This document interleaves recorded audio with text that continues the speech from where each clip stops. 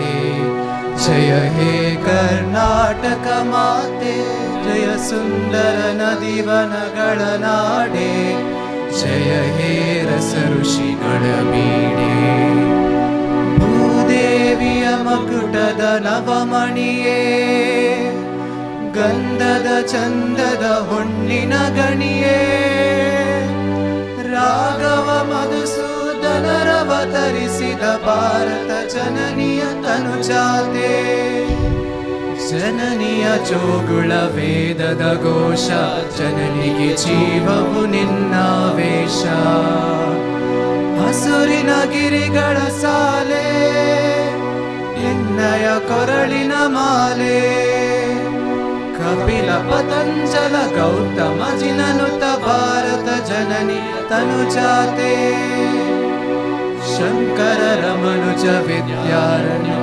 ईश्वर मध्वर दिव्यारण्य, रन्न षडाक्षरी पोण्ण, पंपल कुनिपति जन्ना, कुमार व्यासर मंगल धाम, कवि कोगिलेಗಳ पुण्य राम, नानक राम नंद कबीरर भारत जननी तनुजाते, ಕೈಲಪ ಹೊಯ್ಸರರಾಳಿದ ನಾಡೆ, ಕಂಕಣ ಜನಕರ ನೆಚ್ಚಿನ ಬೀಡೆ, ಕೃಷ್ಣ ಶರಾವತಿ ತುಂಗ, ಕಾವೇರಿಯವರ ರಂಗ, ಚೈತನ್ಯ ಪರಹಂಸ ವಿವೇಕರ ಭಾರತ ಜನನಿಯ ತನುಜಾತೆ, ಸರ್ವ ಜನಾಂಗದ ಶಾಂತಿಯ ತೋಟ, ರಸಿಕರ ಕಂಗಳ ಸೆಳೆಯುವ ನೋಟ, ಹಿಂದೂ ಕ್ರೈಸ್ತ ಮುಸಲ್ಮಾನ,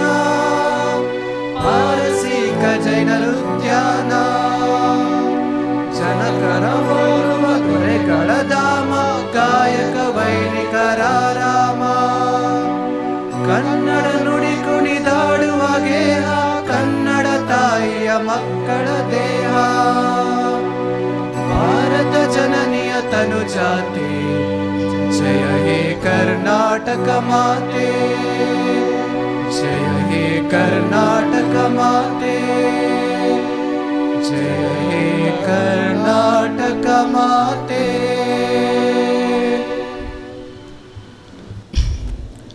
ಬ್ಯಾರಿ ಅಧ್ಯಯನ ಪೀಠ ಇದು ಸುಮಾರು 8 ವರ್ಷದ ಹಿಂದೆ ಅಸ್ತಿತ್ವಕ್ಕೆ ಬಂದಂತಹ ಒಂದು ಪೀಠವಾಗಿದೆ.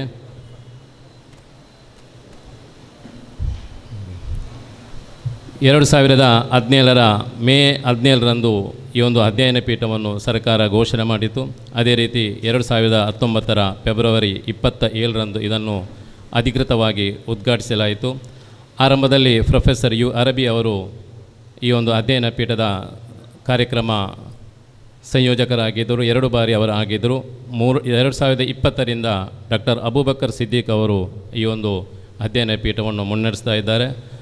ಇದು 3ನೇ ತಂಡವಾಗಿದೆ, ಸಲಹಾ ಸಮಿತಿಯ 3ನೇ ತಂಡವಾಗಿದೆ. ಹಲವಾರು ಕಾರ್ಯಕ್ರಮಗಳನ್ನು ಕೂಡ ಆಯೋಜಿಸಿದೆ.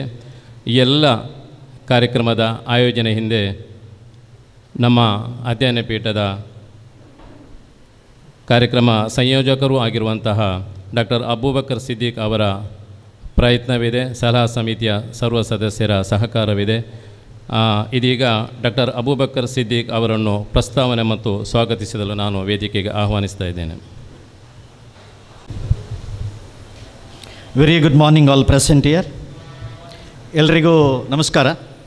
ಅಸ್ಲಾಂ ಅಲೈಕುಂ. ಬ್ಯಾರಿ ಸಂಶೋಧನಾ ಕ್ಷೇತ್ರ ಕೊಡುಗೆ ನೀಡಿದ ಮಹನೀಯರ ಸ್ಮರಣೆ ಚೆಲ್ಲದವರು ಈ ಚಂದತ್ತು ಲೇಸರೋ ಇನ್ನೂ ಚಂದಾಕೋಗು ನಂಗಲೊಟ್ಟಿಗೂ ಇಕ್ಕರೋ ಎಲ್ಲ ಬಿರ್ನರ್ ಮಾರೋ ಮಂಗಳೂರು ವಿಶ್ವವಿದ್ಯಾನಿಲಯ ಬ್ಯಾರಿ ಅಧ್ಯಯನ ಪೀಠ ಪಿನ್ನ ಮಿಲಾಗ್ರಿಸ್ ಕಾಲೇಜ್ ಹಂಪನಕಟ್ಟೆ ಮಂಗಳೂರು ಇಂಗಳ ತರಫಲು ನಾನು ಕಲ್ಬುನರಂಜೋ ಮರಹಬ ಚೆಂದುಂಟುಲ್ಲೆ. ಮಂಗಳೂರು ವಿಶ್ವವಿದ್ಯಾನಿಲಯದ ಬ್ಯಾರಿ ಅಧ್ಯಯನ ಪೀಠ ಹಾಗೂ ಮಿಲಾಗ್ರಿಸ್ ಕಾಲೇಜು ಹಂಪನಕಟ್ಟೆ ಮಂಗಳೂರು ಇದರ ಜಂಟಿ ಆಶ್ರಯದಲ್ಲಿ ನಡೀತಾ ಇರುವಂಥ ಬ್ಯಾರಿ ಸಂಶೋಧನಾ ಕ್ಷೇತ್ರ ಕೊಡುಗೆ ನೀಡಿದ ಮಹನೀಯರ ಸ್ಮರಣೆ ಈ ಒಂದು ಸುಂದರ ಸಮಾರಂಭದ ಅಧ್ಯಕ್ಷ ಸ್ಥಾನವನ್ನು ವಹಿಸಿಕೊಂಡಿರುವಂತಹ ಮಿಲಾಗ್ರಿಸ್ ವಿದ್ಯಾಸಂಸ್ಥೆಯ ಸಂಚಾಲಕರಾದಂಥ ಅತಿವಂದನೀಯ ಫಾದರ್ ಬನವೆಂಚರ್ ನಜರತ್ರವರೇ, ಇವತ್ತು ಈ ಕಾರ್ಯಕ್ರಮಕ್ಕೆ ಚಾಲನೆ ನೀಡಿ ಉದ್ಘಾಟನೆ ಮಾಡುವಂಥ ಮಂಗಳೂರು ವಿಶ್ವವಿದ್ಯಾನಿಲಯದ ಮಾನ್ಯ ಕುಲಪತಿಗಳಾದ ಪ್ರೊಫೆಸರ್ PL ಧರ್ಮ ಸರ್ ಅವರೇ, ಇವತ್ತಿನ ಈ ಕಾರ್ಯಕ್ರಮದಲ್ಲಿ ದಿಕ್ಸೂಚಿ ಭಾಷಣವನ್ನು ಮಾಡಲಿಕ್ಕಿರುವಂಥ ಮಾಜಿ ಅಧ್ಯಕ್ಷರು ಬ್ಯಾರಿಸ್ ವೆಲ್ಫೇರ್ ಅಸೋಸಿಯೇಷನ್ ಬೆಂಗಳೂರು ಹಾಗೂ ಬ್ಯಾರಿ ಆಂದೋಲನದ ರೂವಾರಿ ಆಗಿರುವಂಥ ಜನಾಬ್ ಉಮರ್ TK ಸರ್ ಅವರೇ, ಗೌರವ ಅತಿಥಿಗಳಾಗಿ ಇವತ್ತಿನ ಈ ಕಾರ್ಯಕ್ರಮದಲ್ಲಿ ಭಾಗವಹಿಸ್ತಾ ಇರುವಂಥ ಪ್ರಾಂಶುಪಾಲರು Milagres college Mangaluru reverend doctor Alvin Serrao ಅವರೇ, ಸಲಹಾ ಸಮಿತಿಯ ಸರ್ವ ಸದಸ್ಯರೇ, ನಮ್ಮ ಬ್ಯಾರಿ ಅಧ್ಯಯನದ ಮೇಲೆ ಪ್ರೀತಿ ಇಟ್ಟು ನಮ್ಮ ಜೊತೆ ಸೇರಿರುವಂಥ ಎಲ್ಲ ಆಮಂತ್ರಿತರೇ, ವಾಸುದೇವ ಔಚಿಲ್ ಅವರೇ, ರಹಮಾನ್ ಕುತ್ತತ್ತೂರ್ ಅವರೇ, ಮೊಹಮ್ಮದ್ ಅಲಿ ಕಮ್ಮರಡಿ ಅವರೇ, ಮೊಹಮ್ಮದ್ ಕುಳಾಯಿ ಅವರೇ, ಶರೀಫ್ ನಿರ್ಮಂಜಯ್ ಅವರೇ, ಹಾಗೂ ಎರಡನೇ ಹಂತದ ಇವತ್ತಿನ ಈ ಕಾರ್ಯಕ್ರಮದಲ್ಲಿ ಸಂಪನ್ಮೂಲ ವ್ಯಕ್ತಿಗಳಾಗಿ ಭಾಗವಹಿಸ್ತಾ ಇರುವಂಥ ಸಲಹಾ ಸಮಿತಿಯ ಸದಸ್ಯರು ಆಗಿರುವಂಥ ಜನಾಬ್ ಮೊಹಮ್ಮದ್ ಹನೀಫ್ ಅವರೇ, ಸಂಶುದ್ದೀನ್ ಮಡಿಕೇರಿ ಅವರೇ, ಆಯಿಷಾ ಪೆರ್ಲಾ ಅವರೇ, ಸಮನ್ವಯಕಾರರಾಗಿರುವಂಥ ಪ್ರೊಫೆಸರ್ ಹೈದರಾರಿ ಅವರೇ, ಮಿಲಾಗ್ರಿಸ್ ಕಾಲೇಜಿನ ಎಲ್ಲ ಬೋಧಕೇತರ ಸಿಬ್ಬಂದಿಗಳೇ ಮತ್ತು ನನ್ನ ಪ್ರೀತಿಯ ವಿದ್ಯಾರ್ಥಿನಿಯರೇ, ಬ್ಯಾರಿ ಅಧ್ಯಯನ ಪೀಠದ ವತಿಯಿಂದ ನಡೆಯುವಂಥ ಬಹಳ ಮಹತ್ವಪೂರ್ಣವಾದಂಥ ಒಂದು ಕಾರ್ಯಕ್ರಮ.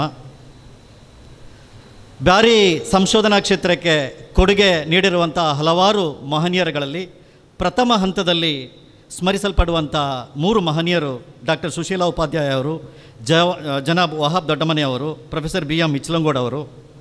ಇವರ ಸ್ಮರಣೆಗೋಸ್ಕರ ಇವರು ಬ್ಯಾರಿ ಸಂಶೋಧನಾ ಕ್ಷೇತ್ರಕ್ಕೆ ನೀಡಿದ ಕೊಡುಗೆಯನ್ನು ಮುಂದಿನ ಜನಾಂಗಕ್ಕೆ ತಿಳಿಸುವಂಥ ಒಂದು ಸದುದ್ದೇಶದಿಂದ ಈ ಕಾರ್ಯಕ್ರಮವನ್ನು ನಾವು ಆಯೋಜನೆ ಮಾಡಿದ್ದೇವೆ. ಇವತ್ತು ಬ್ಯಾರಿ ಅಧ್ಯಯನ ಪೀಠ ಮಂಗಳೂರು ವಿಶ್ವವಿದ್ಯಾನಿಲಯದಲ್ಲಿ 2017ನೇ ಇಸವಿಯಲ್ಲಿ ಆರಂಭ ಆಯಿತು, ಸ್ಥಾಪನೆ ಆಯಿತು. ಕರ್ನಾಟಕ ಸರ್ಕಾರದಿಂದ ಬ್ಯಾರಿ ಅಧ್ಯಯನ ಪೀಠವನ್ನು ಮಂಗಳೂರು ವಿಶ್ವವಿದ್ಯಾನಿಲಯಕ್ಕೆ ತರಲಿಕ್ಕೆ ಹೋರಾಟ ಮಾಡಿದಂಥ ಬ್ಯಾರಿ ಆಂದೋಲನದಲ್ಲಿ ತೊಡಗಿಸಿಕೊಂಡಿರುವಂಥ ಹಲವಾರು ಮಹನೀಯರು ಇವತ್ತು ನಮ್ಮ ಜೊತೆಗಿರುವಂಥದ್ದು ಈ ಒಂದು ಕಾರ್ಯಕ್ರಮದ ವಿಶೇಷ.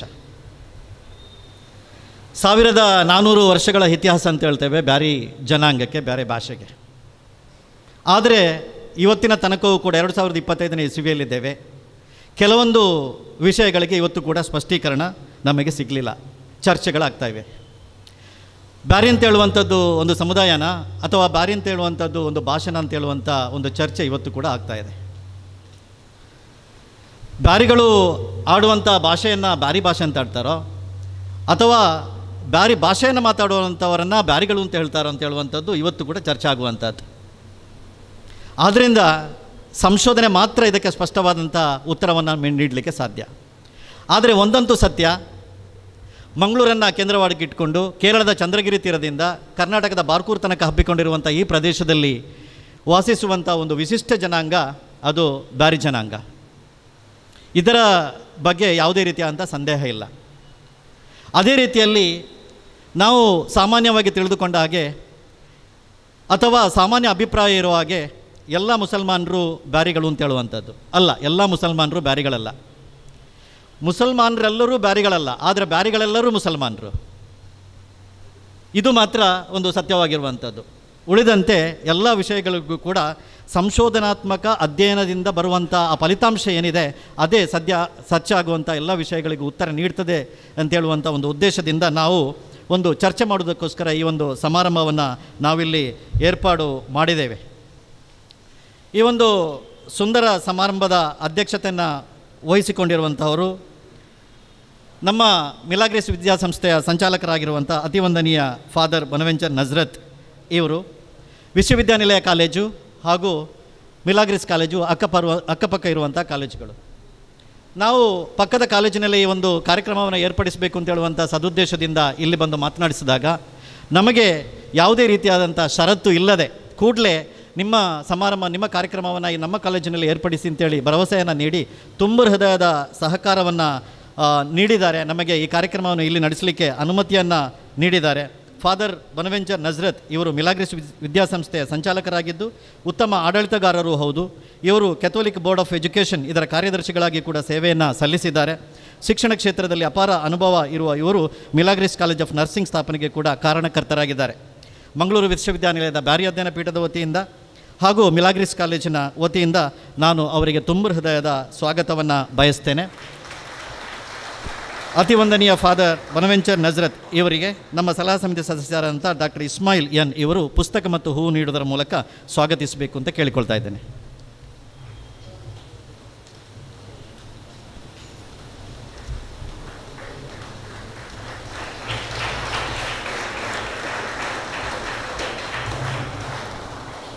ನಮ್ಮ ಬ್ಯಾರಿ ಅಧ್ಯಯನ ಪೀಠದ ಆಧಾರ ಸ್ತಂಭ, ನಮ್ಮ ಬ್ಯಾರಿ ಅಧ್ಯಯನ ಪೀಠದ ಸಲಹಾ ಸಮಿತಿಯ ಅಧ್ಯಕ್ಷರು ಹಾಗೂ ನಮಗೆ ಎಲ್ಲರಿಗೂ ಕೂಡ ಪ್ರೇರಣೆ ನೀಡುವಂಥವರು, ಹುರಿದುಂಬಿಸಿರುವಂಥವರು.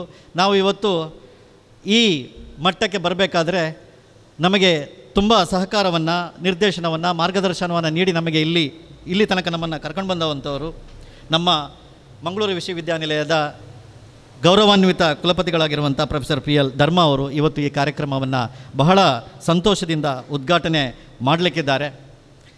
ನಮ್ಮ ಸಲಹಾ ಸಮಿತಿ ಸಭೆಯಲ್ಲಿ ನಾವು ಗಮನಿಸಿದ್ದೇವೆ, ಪ್ರತಿಯೊಂದು ವಿಷಯಗಳನ್ನು ಕೂಡ ಬಹಳ ಕೂಲಂಕುಷವಾಗಿ ಪರಿಶೀಲಿಸಿ ಮಾರ್ಗದರ್ಶನವನ್ನು ನೀಡಿ ನಮ್ಮ ಬ್ಯಾರಿ ಅಧ್ಯಯನ ಪೀಠ ಮಾತ್ರ ಎಲ್ಲ ಪೀಠಗಳನ್ನು ಕೂಡ ಸರಿಯಾದ ದಾರಿಯಲ್ಲಿ ಮುನ್ನಡೆಸಬೇಕು ಅಂತ ಹೇಳುವಂಥ ದೃಷ್ಟಿಯಲ್ಲಿ ನಮಗೆ ಹಲವಾರು ಮಾರ್ಗದರ್ಶನಗಳನ್ನು ನೀಡಿ ಕಾರ್ಯಕ್ರಮ ನಡೆಸಲಿಕ್ಕೆ ನಮಗೆ ಎಲ್ಲ ರೀತಿಯಾದ ಸಹಕಾರವನ್ನು ನೀಡ್ತಾ ಇದ್ದಾರೆ. ಅವರು ಇವತ್ತು ನಮ್ಮ ಈ ಕಾರ್ಯಕ್ರಮವನ್ನು ಉದ್ಘಾಟನೆ ಮಾಡುವಂಥದ್ದು ನಮಗೆ ಬಹಳ ಸಂತೋಷವನ್ನು ತಂದಿರುವಂಥದ್ದು. ನಮಗೆಲ್ಲರಿಗೂ ಪರಿಚಿತರಾದರೂ ಕೂಡ ಅಧಿಕೃತವಾಗಿ ನಾನು ಅವರ ಪರಿಚಯವನ್ನು ಮಾಡಲಿಕ್ಕೊಡ್ಲಿಕ್ಕಿದ್ದೇನೆ. ಪ್ರೊಫೆಸರ್ ಪಿ ಎಲ್ ಧರ್ಮ, A distinguished academician and an accomplished leader, hails from the Kodagu district of Karnataka. He served as a professor of political science at Mangalore University and assumed charge as the 10th Vice Chancellor of University on March 5, 2024. Known for his excellence in teaching and research, Professor Dharma is widely respected for his ability to connect with diverse socio-cultural groups thanks to his multilingual proficiency. His outreach efforts to marginalized and disadvantaged communities through social activities reflects his deep commitment to inclusive development. Professor Dharma holds expertise in various fields including education, administration, social reform, and the upliftment of marginalized communities. His illustrious teaching career, which concluded in October 2024, seamlessly blended academic pursuits with community engagement. Professor P. L. Dharma obtained his master's degree in 1988 with first rank from Mangalore University and PhD in 1994 from Karnataka University. He has 38 years of rich teaching experience in the Department of Political Science and also served in various academic and administrative positions. He has undertaken many research activities and many students have successfully completed their research under his guidance. He has published 43 research articles both in international as well as in the national level journals. He had a major UGC project on coffee estate workers. His minor research project on housewives had generated a debate across different universities. He had the distinctive fellowship which helped him to work as the visiting professor in West Asian Studies Center in Calicut University.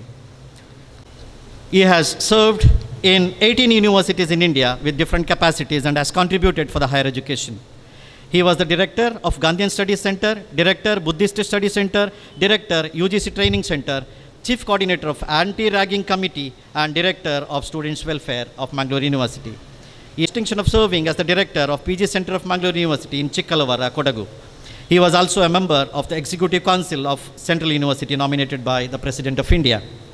His service to the nation includes role as an examiner in 4 public service examinations, APSC, OPSC, KPSC and UPSC. At Mangalore University, Professor Dharma sir served as the Registrar Evaluation and Registrar Administration in charge before assuming the charge of Vice Chancellor. His tenure saw several notable initiatives, including the successful conduct of examination in 8 foreign countries during the COVID-19 pandemic. He introduced and implemented self-developed in-house online examination process software called EmuLinks. Professor Dharma has been the recipient of several prestigious awards. In 2020, he received the Excellence and Leadership Award in Education. The following year, he was honored with the Dr. APJ Abdul Kalam Rashtriya Puraskar for his contribution to communal harmony. In 2023, he was recognized as one of the best teachers in higher education for his unwavering commitment to students and educators. In 2024, he was named the Public Relation Person of the Year for his exemplary engagement and communication with the public. Further acknowledging his cultural activities and academic leadership, the Association of Indian Universities, New Delhi, nominated him to its cultural committee and in 2025 appointed him as a member of its governing council. For his outstanding contribution to political science, Professor Dharma was honored with the Best Professor in Political Science Award in 2024, acknowledging his excellence in leadership and education. Sir, we would like to see you with more and more feathers on your crown in the days to come. And it's our privilege to have you here as inaugurator of this particular program. Mangaluru ವಿಶ್ವವಿದ್ಯಾನಿಲಯದ ಪರವಾಗಿ ಮಿಲಾಗ್ರಿಸ್ ಕಾಲೇಜಿನ ಪರವಾಗಿ ನಾನು ಅವರಿಗೆ ತುಂಬ ಹೃದಯದ ಸ್ವಾಗತವನ್ನು ಬಯಸ್ತೇನೆ.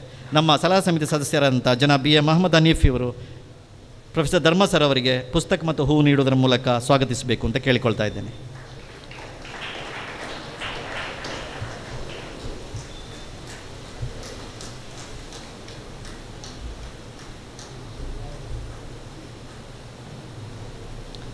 ನಮ್ಮ ಇವತ್ತಿನ ಈ ಸಮಾರಂಭದಲ್ಲಿ ದಿಕ್ಸೂಚಿ ಭಾಷಣವನ್ನು ಮಾಡಲಿಕ್ಕೆ ಇರುವಂಥವರು ಜನಾಬ್ ಉಮ್ಮರ್ ಟಿಕೆ ಅವರು, ಮಾಜಿ ಅಧ್ಯಕ್ಷರು ಬ್ಯಾರಿಸ್ ವೆಲ್ಫೇರ್ ಅಸೋಸಿಯೇಷನ್ ಬೆಂಗಳೂರು ಇವರು. ಬ್ಯಾರಿ ಅಧ್ಯಯನ ಪೀಠದ ಕಾರ್ಯಕ್ರಮಕ್ಕೆ ಜನಾಬ್ ಉಮ್ಮರ್ ಟಿಕೆ ಅವರನ್ನು ಆಮಂತ್ರಿಸಬೇಕು, ಅವರ ಮಾತುಗಳನ್ನು ಕೇಳಬೇಕು ಎನ್ನುವುದು ಮೊದಲಿಂದಲೂ ನಮಗೆ ಆಸೆ ಇತ್ತು. ಹಲವಾರು ತಾಂತ್ರಿಕ ಕಾರಣಗಳಿಂದಾಗಿ ಹಾಗೂ ಸದಾ ಚಟುವಟಿಕೆಯಲ್ಲಿ ತೊಡಗಿಸಿಕೊಂಡು ಸದಾ ಕ್ರಿಯಾಶೀಲರು ಆಗಿರುವಂಥ ಉಮ್ಮರ್ ಟಿಕೆ ಅವರನ್ನು ಇದುವರೆಗೆ ನಮಗೆ ಆಮಂತ್ರಿಸಲು ಸಾಧ್ಯ ಆಗಿರಲಿಲ್ಲ. ಆದರೆ ಇವತ್ತು ನಾವು ತುಂಬ ಧನ್ಯರಾಗಿದ್ದೇವೆ. ಬಹಳ ಪ್ರೀತಿಯಿಂದ ನಮ್ಮ ಕರೆಗೆ ಹೋಗೊಟ್ಟು ನಮ್ಮ ಜೊತೆ ಸೇರಿಕೊಂಡಿದ್ದಾರೆ. ಅವರು ನಮ್ಮ ಈ ಕಾರ್ಯಕ್ರಮದಲ್ಲಿ ಭಾಗವಹಿಸುವುದು ನಮಗೆ ತುಂಬ ಸಂತೋಷವನ್ನು ತಂದುಕೊಟ್ಟಿದೆ. ಯಾಕಂದರೆ ಅವರೊಬ್ಬರು ಬ್ಯಾರಿ ಆಂದೋಲನದ ಪ್ರಮುಖ ರೂವಾರಿ. Mister Ummer TK is the founder of TK's group, which has a couple of companies under his umbrella offering fit-out services for the corporate workplaces across India. Mr. TK is an engineering graduate from NITK Surathkal with a postgraduate diploma in management. Later, he did his owner-president management course from the famed Harvard Business School, US. Mr. TK is one of the founders of Barry Community's revival movement that started way back in the 80s. He was the president of Barry's Welfare Association Bangalore, which is the de facto parent organization for all Barry Fora. He was the Secretary General of the first ever Global Barry Convention in 1997 and has been an active member of the Barry movement ever since. He is currently the honorary president of the Muslim Educational Institution Federation, which has more than 185 schools and colleges under its umbrella, spread over Dakshina Kannada and Udupi districts with over 65,000 students and 6,500 teachers. Mangaluru ವಿಶ್ವವಿದ್ಯಾನಿಲಯದ ಬ್ಯಾರಿ ಅಧ್ಯಯನದ ಪೀಠ ಪರವಾಗಿ ಹಾಗೂ ಮಿಲಾಗ್ರಿಸ್ ಕಾಲೇಜಿನ ಪರವಾಗಿ ತುಂಬ ಹೃದಯದ ಸ್ವಾಗತವನ್ನು ನಾನು ಅವರಿಗೆ ಬಯಸ್ತಾ ಇದ್ದೇನೆ. ಪುಸ್ತಕ ಮತ್ತು ಹೂ ನೀಡುವುದರ ಮೂಲಕ ಸರ್ ಅವರನ್ನು ಖಾಲಿದ್ ತಣ್ಣೀರು ಬಾವಿ ಇವರು ಸ್ವಾಗತಿಸಬೇಕು ಅಂತ ಕೇಳಿಕೊಳ್ತಾ ಇದ್ದೇನೆ.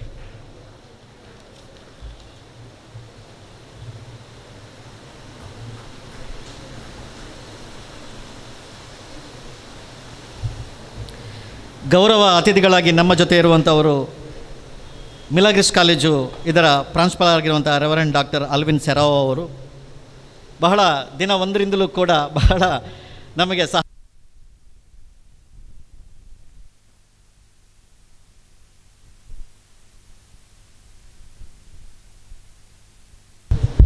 ಅಚ್ಚುಕಟ್ಟಾಗಿ ಇವತ್ತು ಈ ಕಾರ್ಯಕ್ರಮ ಇಲ್ಲಿ ನಡೀತದೆ ಅಂತ ಹೇಳಿದರೆ ಅವರ ಮುತುವರ್ಜಿ, ಅವರ ಸಹಕಾರ ನಾವು ನೆನಪಿಸಲೇಬೇಕಾಗ್ತದೆ. Sir, we are extremely happy to have this program here, and also we are again extremely happy, and we would like to thank on behalf of Barry Adhyayana Peeth of Mangalore University for arranging everything for us very systematically, very professionally, to be underlined. And thanks very much to the entire team Milagris for doing everything for us from carpet to ceiling. Thank you very much, sir. Doctor Alvin Serrao ಇವರನ್ನು ನಾನು ಬ್ಯಾರಿ ಅಧ್ಯಯನ ಪೀಠದ ಪರವಾಗಿ ತುಂಬ ಹೃದಯದಿಂದ ಸ್ವಾಗತ ಮಾಡ್ತಾ ಇದ್ದೇನೆ. ಅಲ್ವಿನ್ ಸೆರಾವ್ ಇವರು ಮಿಲಾಗ್ರಿಸ್ ಕಾಲೇಜಿನ ಪ್ರಾಂಶುಪಾಲರು ಹಾಗೂ ಕ್ಯಾಂಪಸ್ ಡೈರೆಕ್ಟರ್ ಆಗಿ ಸೇವೆಯನ್ನು ಸಲ್ಲಿಸುತ್ತಿದ್ದಾರೆ. ಇವರು ಖ್ಯಾತ ಕೊಂಕಣಿ ನಾಟಕರಾಗಿದ್ದು 25 ನಾಟಕಗಳನ್ನು ರಚಿಸಿದ್ದಾರೆ. ಅವರ ನಾಟಕಗಳು ಸಾಮಾಜಿಕ ಜಾಗೃತಿ, ಸಾಂಸ್ಕೃತಿಕ ಮೌಲ್ಯಗಳು ಹಾಗೂ ಮಾನವೀಯತೆಯನ್ನು ಪ್ರತಿಬಿಂಬಿಸ್ತಾ ಇದೆ. ಶಿಕ್ಷಣ ಕ್ಷೇತ್ರದಲ್ಲಿ ತಮ್ಮ ಶ್ರೇಷ್ಠ ಸೇವೆಯನ್ನು ನೀಡುವುದರ ಜೊತೆಗೆ ಸಾಹಿತ್ಯ ಸಾಂಸ್ಕೃತಿಕ ಕ್ಷೇತ್ರದಲ್ಲಿ ಅವರು ಅನನ್ಯ ಕೊಡುಗೆಯನ್ನು ನೀಡಿದ್ದಾರೆ. ಮಂಗಳೂರು ವಿಶ್ವವಿದ್ಯಾಲಯದ ಪರವಾಗಿ ಇನ್ನೊಮ್ಮೆ ನಾನು ನಿಮ್ಮನ್ನು ಸ್ವಾಗತ ಮಾಡಿಸ್ತಾ ಇದ್ದೇನೆ. ಸಲಹಾ ಸಮಿತಿ ಸದಸ್ಯರಂಥ ಬಶೀರ್ ಬೈಕಂಪಾಡಿಯವರು ಪುಸ್ತಕ ಮತ್ತು ಹೂ ನೀಡುವುದರ ಮೂಲಕ ಸರ್ ಅವರನ್ನು ಸ್ವಾಗತಿಸಬೇಕು ಅಂತ ಕೇಳಿಕೊಳ್ತಾ ಇದ್ದೇನೆ.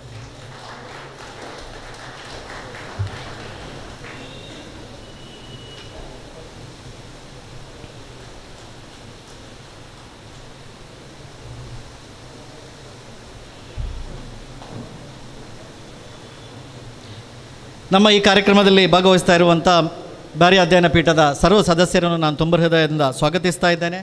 ಪ್ರೊಫೆಸರ್ ಹೈದಲಾರಿ ಇವರು ಎಲ್ಲರಿಗೂ ಎಲ್ಲ ಸರ್ವ ಸದಸ್ಯರಿಗೂ ಕೂಡ ಹೂ ನೀಡಿ ಸ್ವಾಗತಿಸಬೇಕು ಅಂತ ನಾನು ಕೇಳ್ತಾ ಇದ್ದೇನೆ.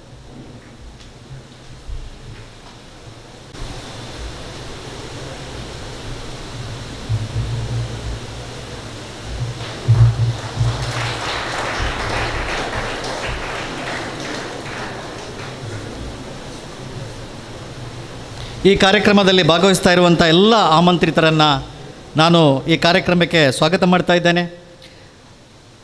ವಿಶ್ವವಿದ್ಯಾನಿಲಯ ಕಾಲೇಜಿನ ಪ್ರಾಂಶುಪಾಲರಾದಂಥ ಪ್ರೊಫೆಸರ್ ಗಣಪತಿಗೌಡ ಸರ್ ಅವರು ಕೂಡ ನಮ್ಮ ಜೊತೆಗಿದ್ದಾರೆ. ಅವರಿಗೂ ಕೂಡ ನಾನು ಬ್ಯಾರಿ ಅಧ್ಯಯನ ಪೀಠದ ಪರವಾಗಿ ಹಾಗೂ ಮಿಲಾಗ್ರಿಸ್ ಕಾಲೇಜಿನ ಪರವಾಗಿ ನಾನು ಸ್ವಾಗತ ಮಾಡ್ತಾ ಇದ್ದೇನೆ. ಅದೇ ರೀತಿಯಲ್ಲಿ ನಮ್ಮ ಎಲ್ಲ ಕಾರ್ಯಕ್ರಮಗಳು ಕೂಡ ತಪ್ಪದೇ ಭಾಗವಹಿಸಿದಂಥ ನಮ್ಮ ಹಿರಿಯರು ಆಗಿರುವಂಥ ಅಲಿಯಬ್ಬ ಜೋಕಟ್ಟೆ ಇವರಿದ್ದಾರೆ.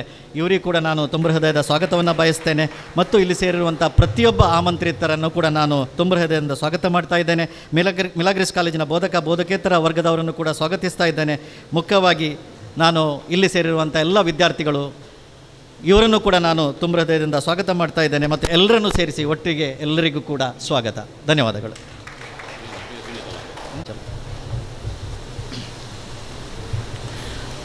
ಇದೀಗ ಉದ್ಘಾಟನೆ. ಬ್ಯಾರಿ ಅಧ್ಯಯನ ಪೀಠದ ಸಲಹಾ ಸಮಿತಿಯ ಅಧ್ಯಕ್ಷರು, ಮಂಗಳೂರು ವಿಶ್ವವಿದ್ಯಾನಿಲಯದ ಕುಲಪತಿಗಳು ಆದಂತಹ ಪ್ರೊಫೆಸರ್ PL ಧರ್ಮ ಅವರಿಂದ ಗಿಡಕ್ಕೆ ಅಧ್ಯಯನ ಪೀಠದ ಸದಸ್ಯರಾದ BA ಮೊಹಮ್ಮದ್ ಹನೀಫ್ ಅವರನ್ನು ವೇದಿಕೆಗೆ ಆಹ್ವಾನಿಸ್ತಾ ಇದ್ದೇನೆ.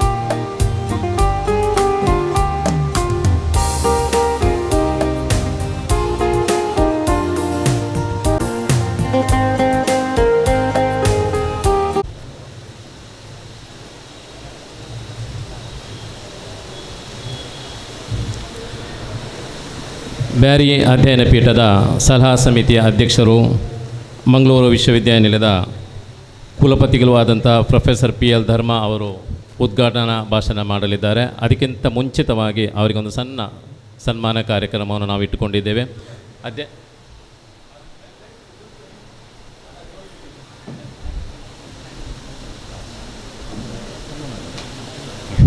ಅಧ್ಯಯನ ಪೀಠದ ವತಿಯಿಂದ ಅವರಿಗೆ ಸಣ್ಣದಾದೊಂದು ಸನ್ಮಾನವನ್ನು ಆಯೋಜಿಸ್ತಾ ಇದ್ದೇವೆ. ದಯವಿಟ್ಟು